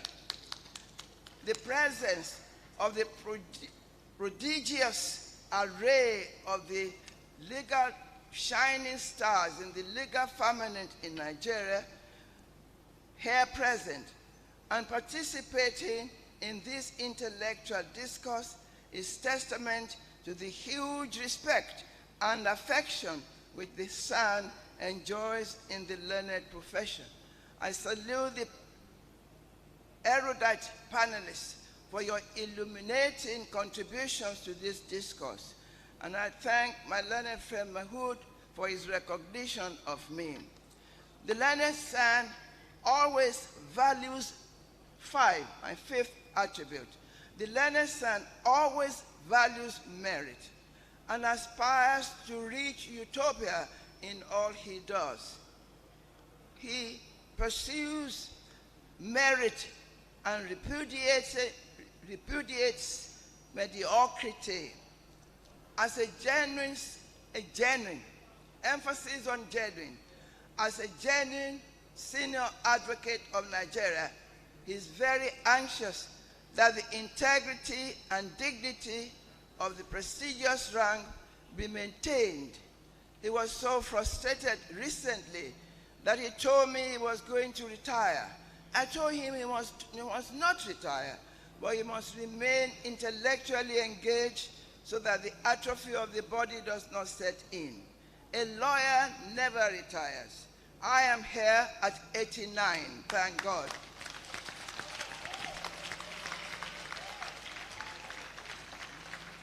Hallelujah, praise the Lord. His passion for the rule of law motivates him to arrange this colloquium on the crucial appointment of judges. Now, I've given the 5 attributes. I dare anyone to challenge the accuracy of my testimony. In peroration, I'm delighted to celebrate the family. Whenever I write to them, I sign, quote, great-grandma, grandma, mom, auntie. Great-grandma, because of Tireniolua, the beautiful, precious little daughter of Dakbo and Oyidamola. Grandma, because of Dakbo and his siblings. Mom, because of Lara, the charming wife of Wale. And auntie, because of Wale, who thinks that a difference of about 20 years in age is not sufficient for me to qualify as mom.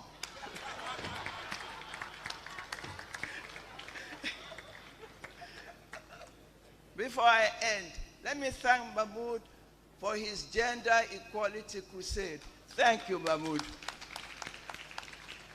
To the celebrant, Chief Wale Olanikwekun SAN, many happy returns.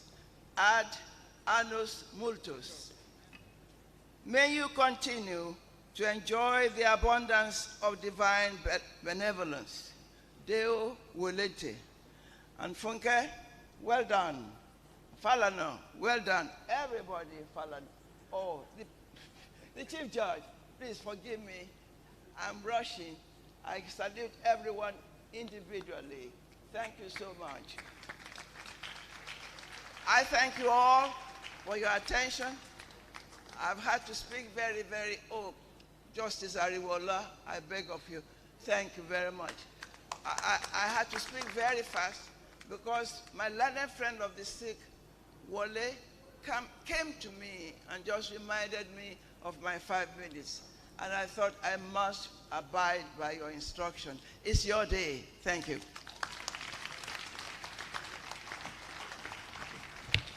Ladies and gentlemen, I'm sure we can do much better than that. The first female senior advocate of Nigeria and the first female senior counsel. And I might add that she looks drop-dead gorgeous. If you agree with me, all in favor say aye. And the ayes have it. Thank you so much, Ma, for that heartwarming remark. And of course, we are eternally grateful for the Amazon of a woman that you are. Thank you. From one Amazon to another. And this time around, this is the true celebrant for today. I'm sure we all understand the power and the role of a mother, a wife in a family. And the woman I'm about to introduce to you is all of that and more. Ladies and gentlemen, and still standing on all existing protocols, please, I want us to, with a warm welcome, a resounding welcome, to give brief remarks on the celebrant for today is, to the best of my knowledge, and I agree, the true celebrant of today, Erelu Ashiwaju Princess Omolara Olanikwekun. Mommy is busy. Okay, she's doing a quick photo op, and she will be joining us very soon to give her remarks. After that, we'll have the cutting of the cake, and of course, a word from the celebrant himself. Once again, please, a round of applause to Erelu Ashiwaju Princess Omolara Olanikwekun.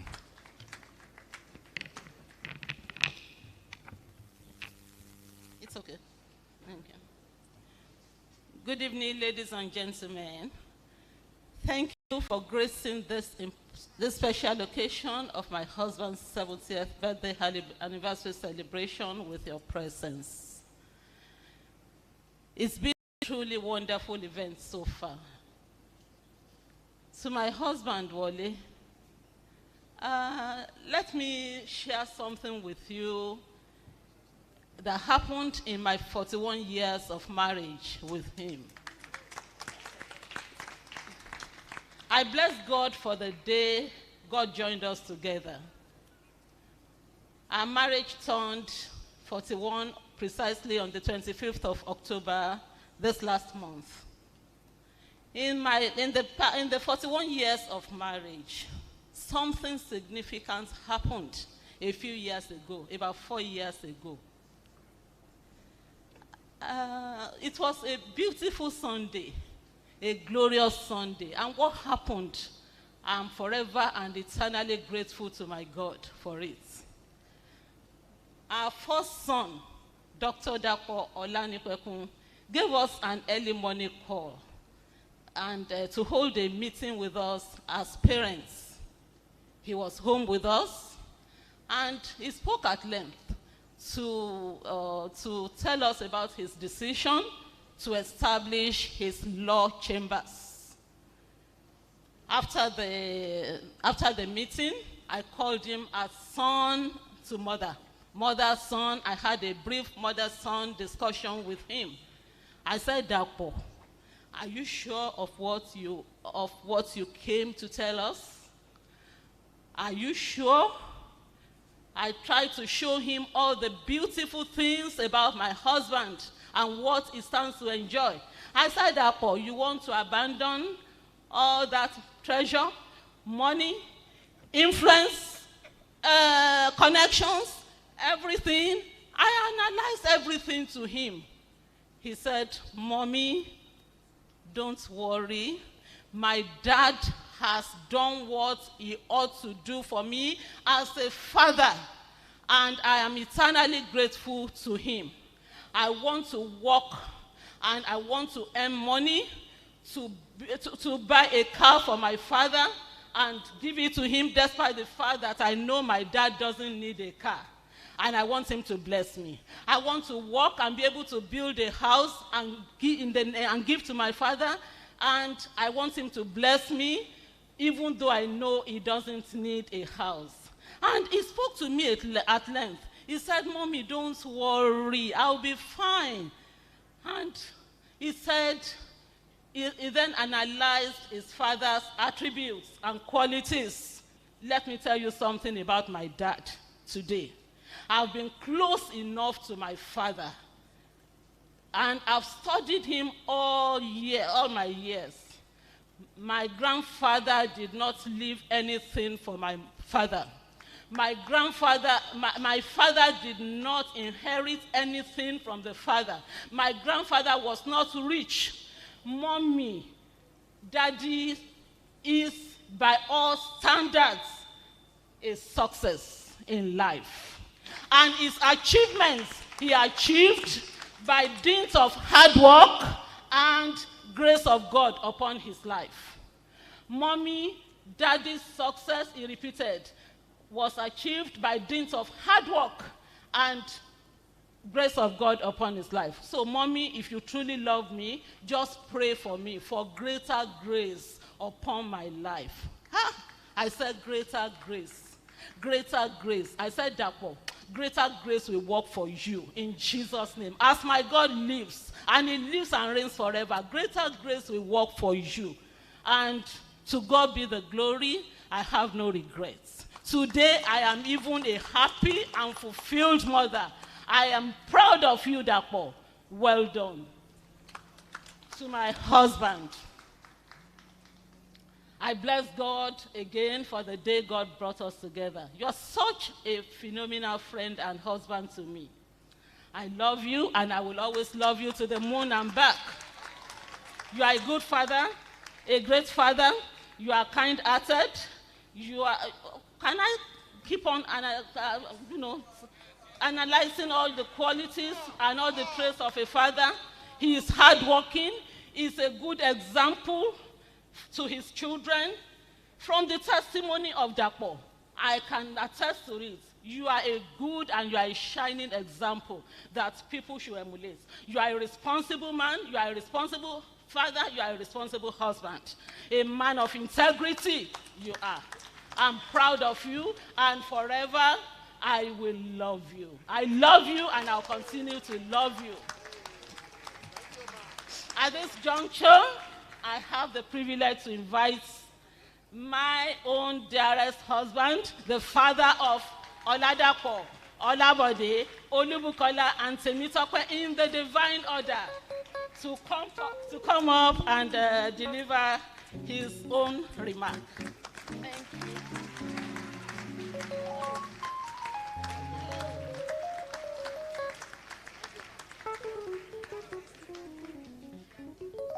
May I stand on the existing protocols?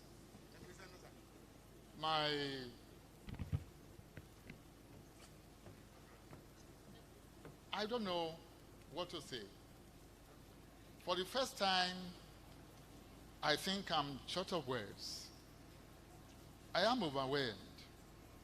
I am humbled. I am sober and also somber. I want to bless God for this day, for this time. Mr. Vice President, you are still here with us in spirit.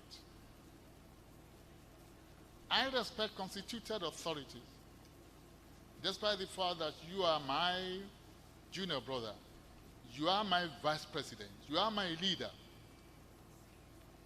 A lawyer of lawyers, a professor of professors, a gentleman of gentlemen.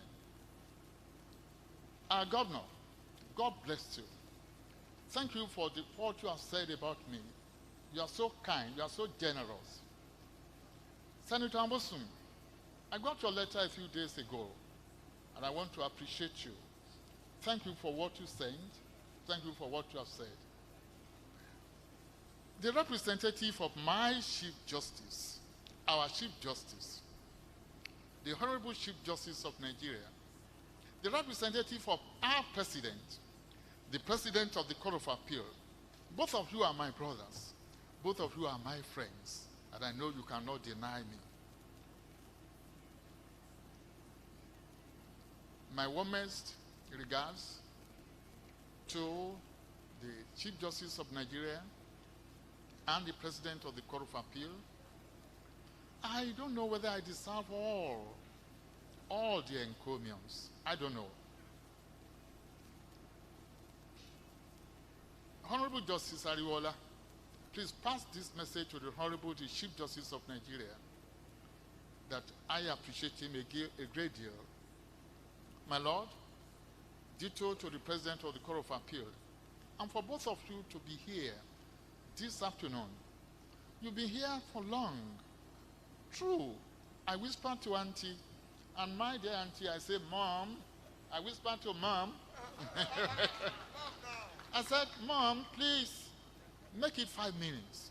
People have been here for the past 4 hours. It's not that easy. It's just not that easy.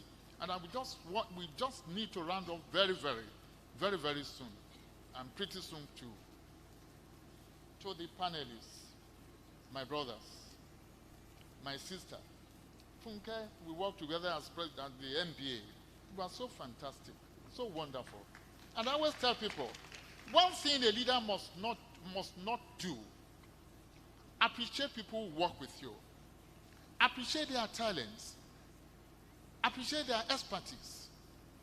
Appreciate the fact that their wisdom stops where yours ends. Funke was the one at one of our ESCO meetings who initiated the idea of stamp and seal. Funke, you are there. Stand up and take a bow.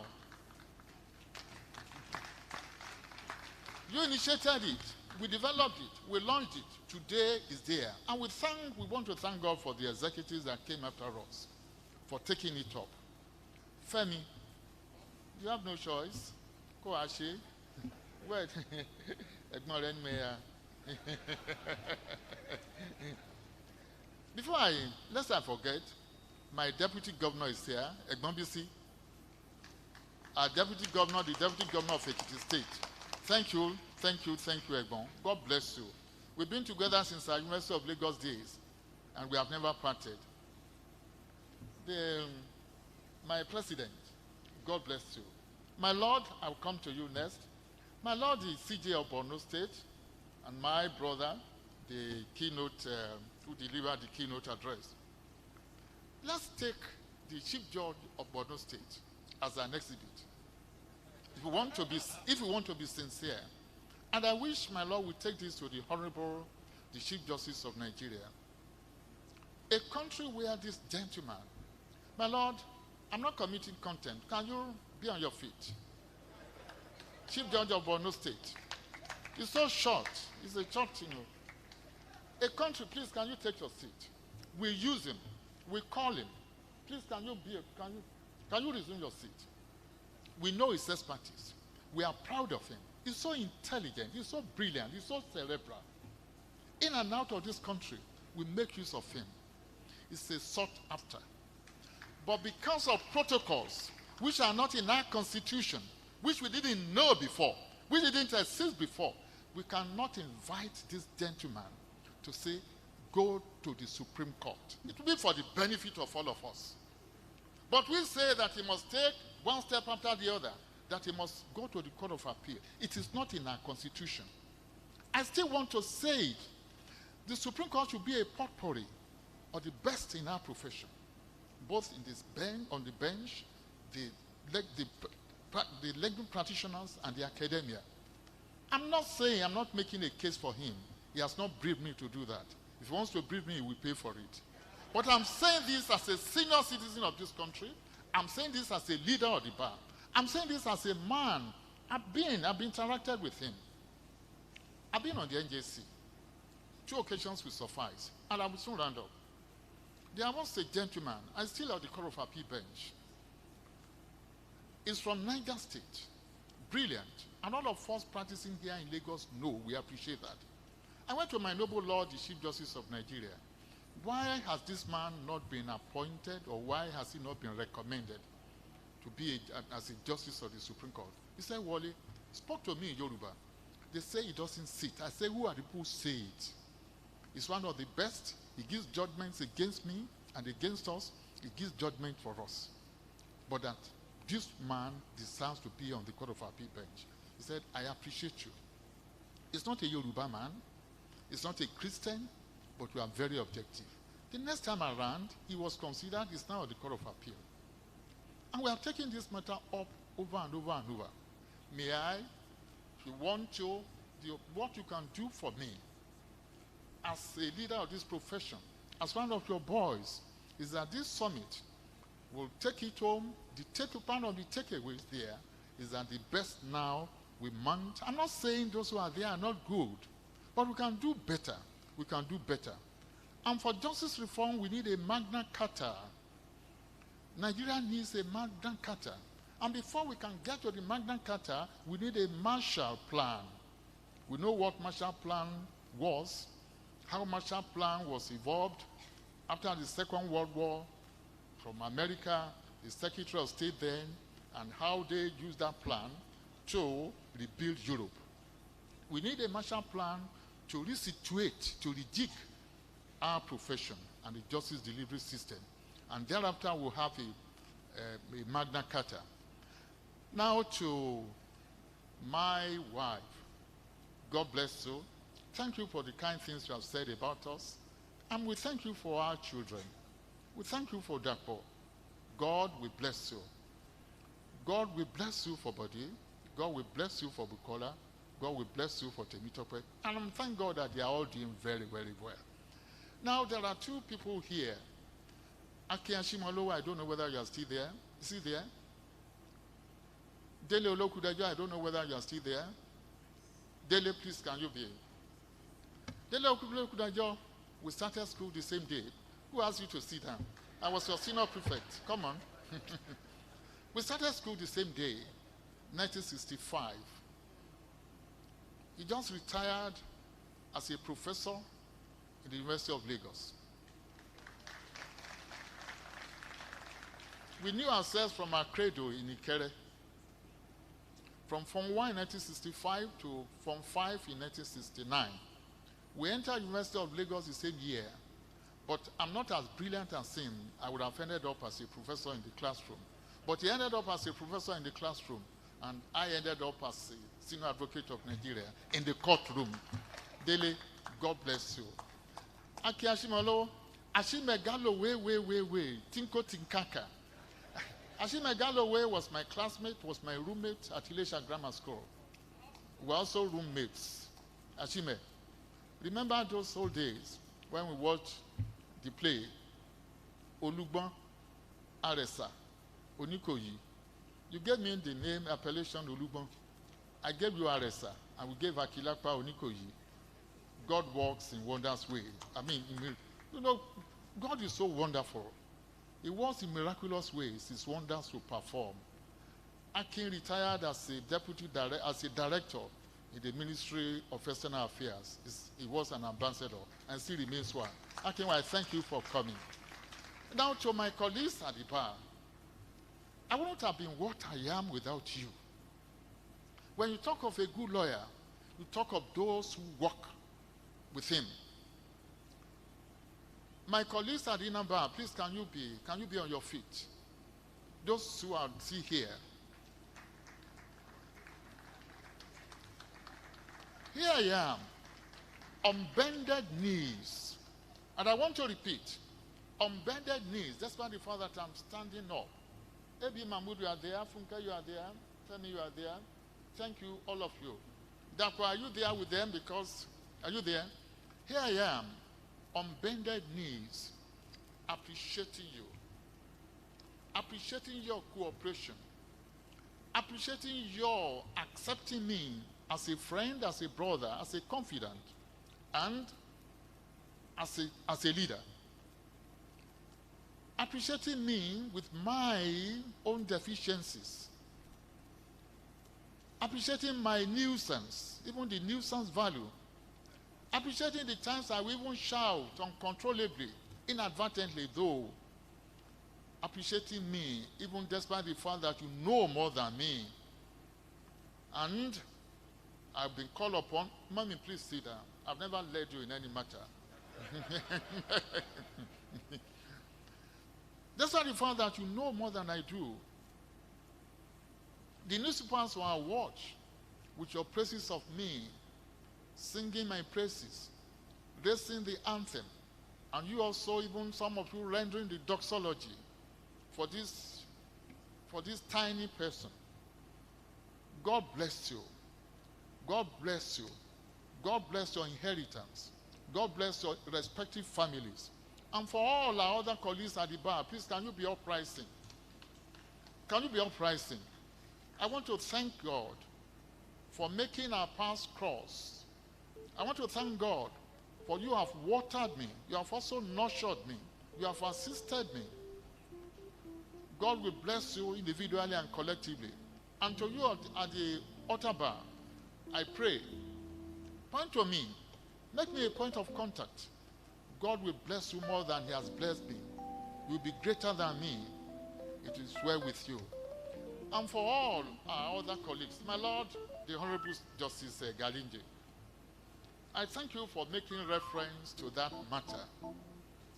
Very tough one. We lawyers also we run into troubled waters. We are just like pilots. At times you see you see just unexpectedly, you see cloudy weather. It was one of the toughest cases I've handled in my life. And I want to say this publicly and for the first time. In my career, I've never written any petition against any judge. That case was tough. There were also moves, pressures on me to compromise my own integrity as a lawyer. And I said, I will never do that. The day any lawyer compromises his client, that lawyer is gone. He loses his integrity. That case, you know, I don't know whether Benga Adeyemi is here. If he's here, my junior, he was head of our chambers in Abuja. I was coming from South Africa. He called me. He said, sir, there was fire on the mountain. Where are you? He said, there was a meeting. And they asked him to bring my letter-headed paper, that they wanted to do a petition against the president of the Court of Appeal, Justice Ayo Salami. I said, do you know my relationship with that man? I thank God because you raised it, my Lord. And I said, Benga, I will curse you with the Bible, from the books of Genesis to Revelation. Benga, if you say I will. I said, if you do that, I've never done it against anybody, and not particularly against Justice Salami, that I used to call Uncle Ayo. But one thing is this: I will fight like a Trojan. The judgment of the Court of Appeal said was not good to have been a blue mother if Wamako, who won election, had been removed. And I thank God I defended him with everything I had. And let me tell you, the people didn't know tricks of lawyers. There was a case against Wamako at the Federal High Court. There was a petition against him at the tribunal. There was an appeal against the petition. There was an appeal also against the judgment of the Federal High Court. The appeal against the judgment of the Federal High Court, which the Court of Appeal also dismissed, was also, interlocutory decision, was also pending at the Supreme Court. Lawyers must be smart. We were respondent in that one. And I knew the judgment of the Court of Appeal leaked. And it was, everybody was just parroting and parading it. What do we do? And they wanted to remove my client. I said, okay, first one, we prepared the record, transmitted a record to the Supreme Court. Supreme Court got seized of the matter. That was the trick. And that was how we transferred the matter to the Supreme Court. Well, the rest is now history, my Lord. But then, Deuteronomy 29:29 says, the secret things belong to God. The secret things belong to God. But I thank God because I did not compromise. I did not compromise my client. And my Lord, judiciary should be wary of politicians. One of those, Wamako is now in the APC. As at that time, he was in PDP. He's now the toaster boy of APC. As at that time, those in APC wanted him out by all means. Today, they want him in by all means. He's now the good boy. But judiciary, or maybe a particular Judas, has been sacrificed. We have to be very careful. All said and done, may I once again, on behalf of myself and on behalf of my family, appreciate all of us. All of us. And I want to say that this summit has been organized by the office. I didn't want anything. And when the office approached me, I said, look, I don't like this flamboyant, this thing. No. But they insisted that this summit must coincide with my birthday. And I want to commend I'm so proud of my children. 2 of them, SAN. Very few lawyers in this country will say they have 2 or more than 2 who are SAN, Dakwambode. I'm so proud of you.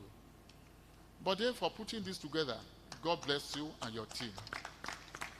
And for both of you, Dakwambode, you'll be greater than me. You'll surely be greater than me. And my God, the God that has blessed me, will bless you in multiple fold. Now, I love this song, Amazing Grace. I am a child of grace. I am a boy of grace. I am a man of grace. Anybody who knows me and who is so close to me will appreciate the fact that for everything I say, to God be the glory. I'm not a self-made man. Apostle Paul says that nothing has been received that has not been given. Is it intellect? God is God of intellect. Is it merit? Is God of merit. Is it wisdom? Is God of wisdom. Is it money? Is God of wealth. It's everything. God, He gives. He gives according to His abundant and limitless riches in Christ Jesus. So I will appreciate it if we can have it on the screen. Amazing Grace. You can render it the first and last stanzas. I so much love it. That's what you can give to me as birthday present. Amazing Grace. Please, can we? Where is it?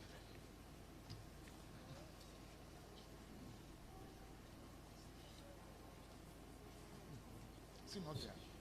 On the screen now. Okay, sir, are you ready? I'm sorry, I understand sorry, I'm sorry, Oh, just hold a on, second. please. Hold on. I understand Governor Dapo Abiodun has just said, please, my dear Governor, thank you for the honor. Thank you for the respect at all times. You have come at the nick of time. After this, the cutting of the cake, which will be anchored by my governor, by my deputy governor, by yourself, assisted by my wife, and supervised by my mom. And now co-anchored by my Lord of the Supreme Court and by my Lord of the Court of Appeal. Thank you. Amazing grace.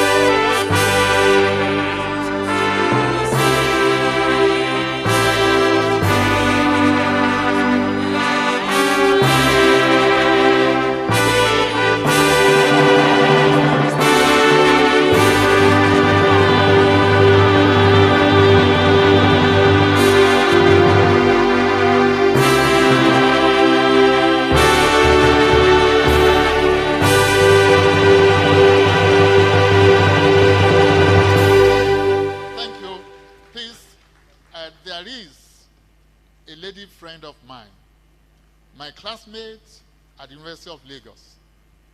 1972 to 1975, and the law school. She's my lord. She's now at the Court of Appeal.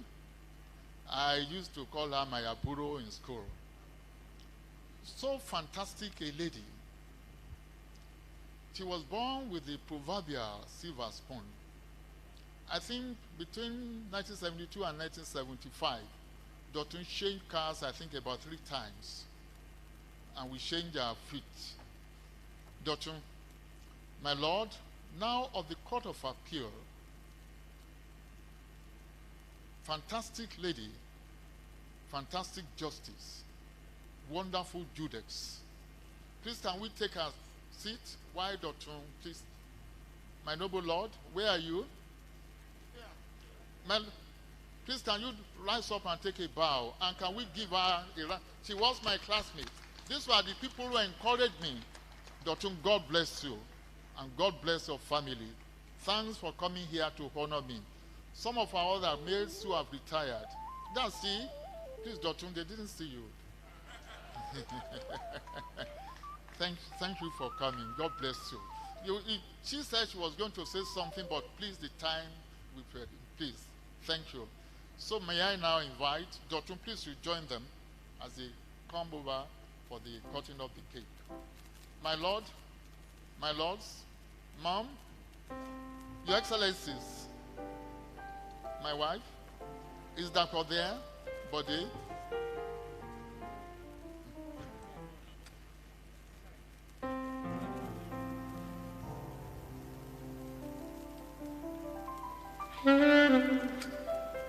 It's time now for My Lord, please join us, sir.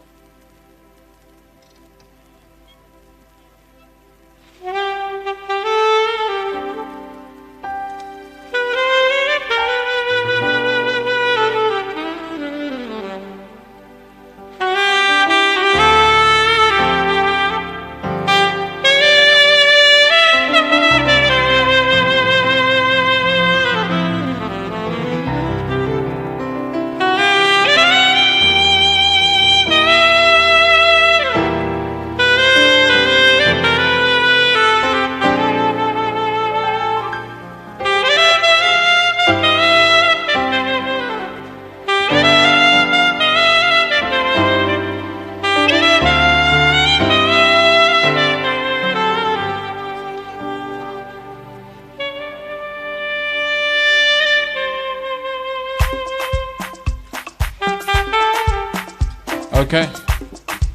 Can we have just a quick, okay, so we can hand over to the official cutting of the cake. Over to you, ma'am.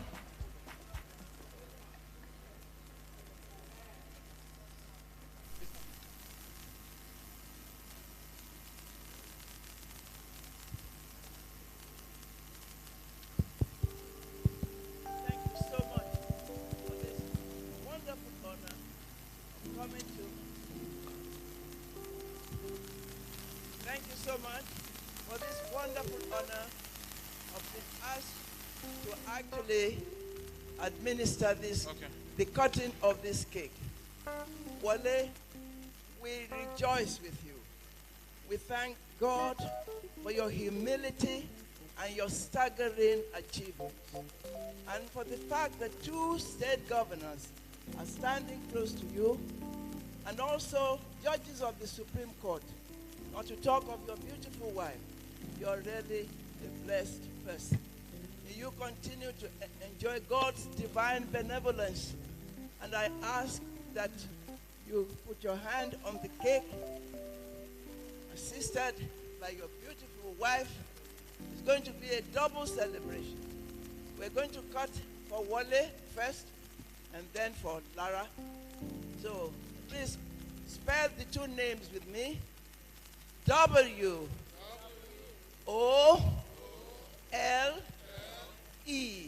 Wale card.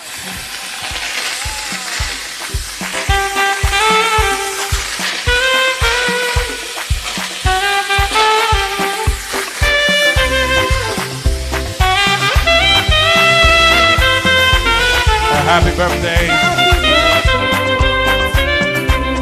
Hip hip hooray.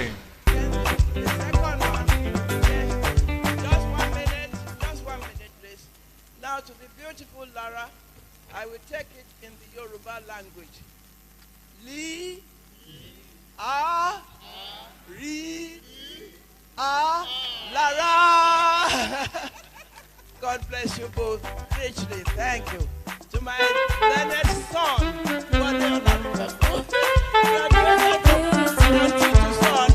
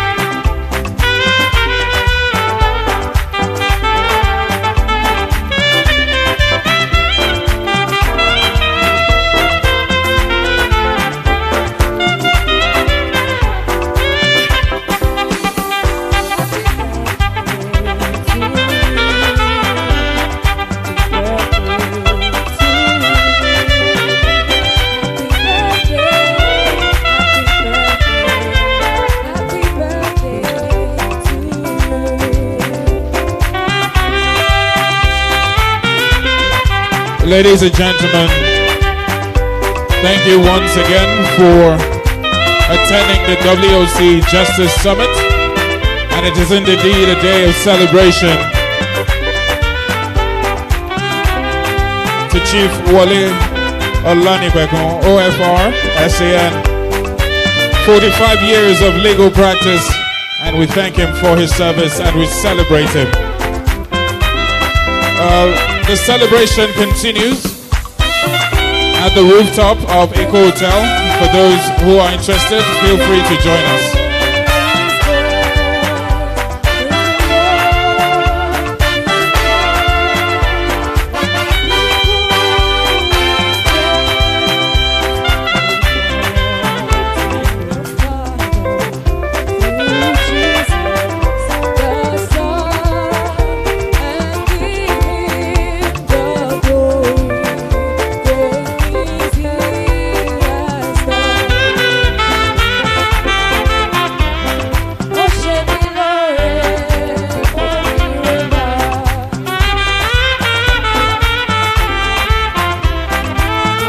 We wish you a safe trip back to your various destinations. Once again, thank you so much for staying with us. For those of you online as well, thank you very much. To all our special guests, the governor, the deputy governor of all the states, and of course, standing on all existing protocols, thank you so much for the time you have spent with us today. The WOC Justice Summit 2.0 and the double celebration of Chief Wale Olanipeku. We will see you next year, bigger and better. I am Bimileke Oscar Oyinson. Thank you very much and good night.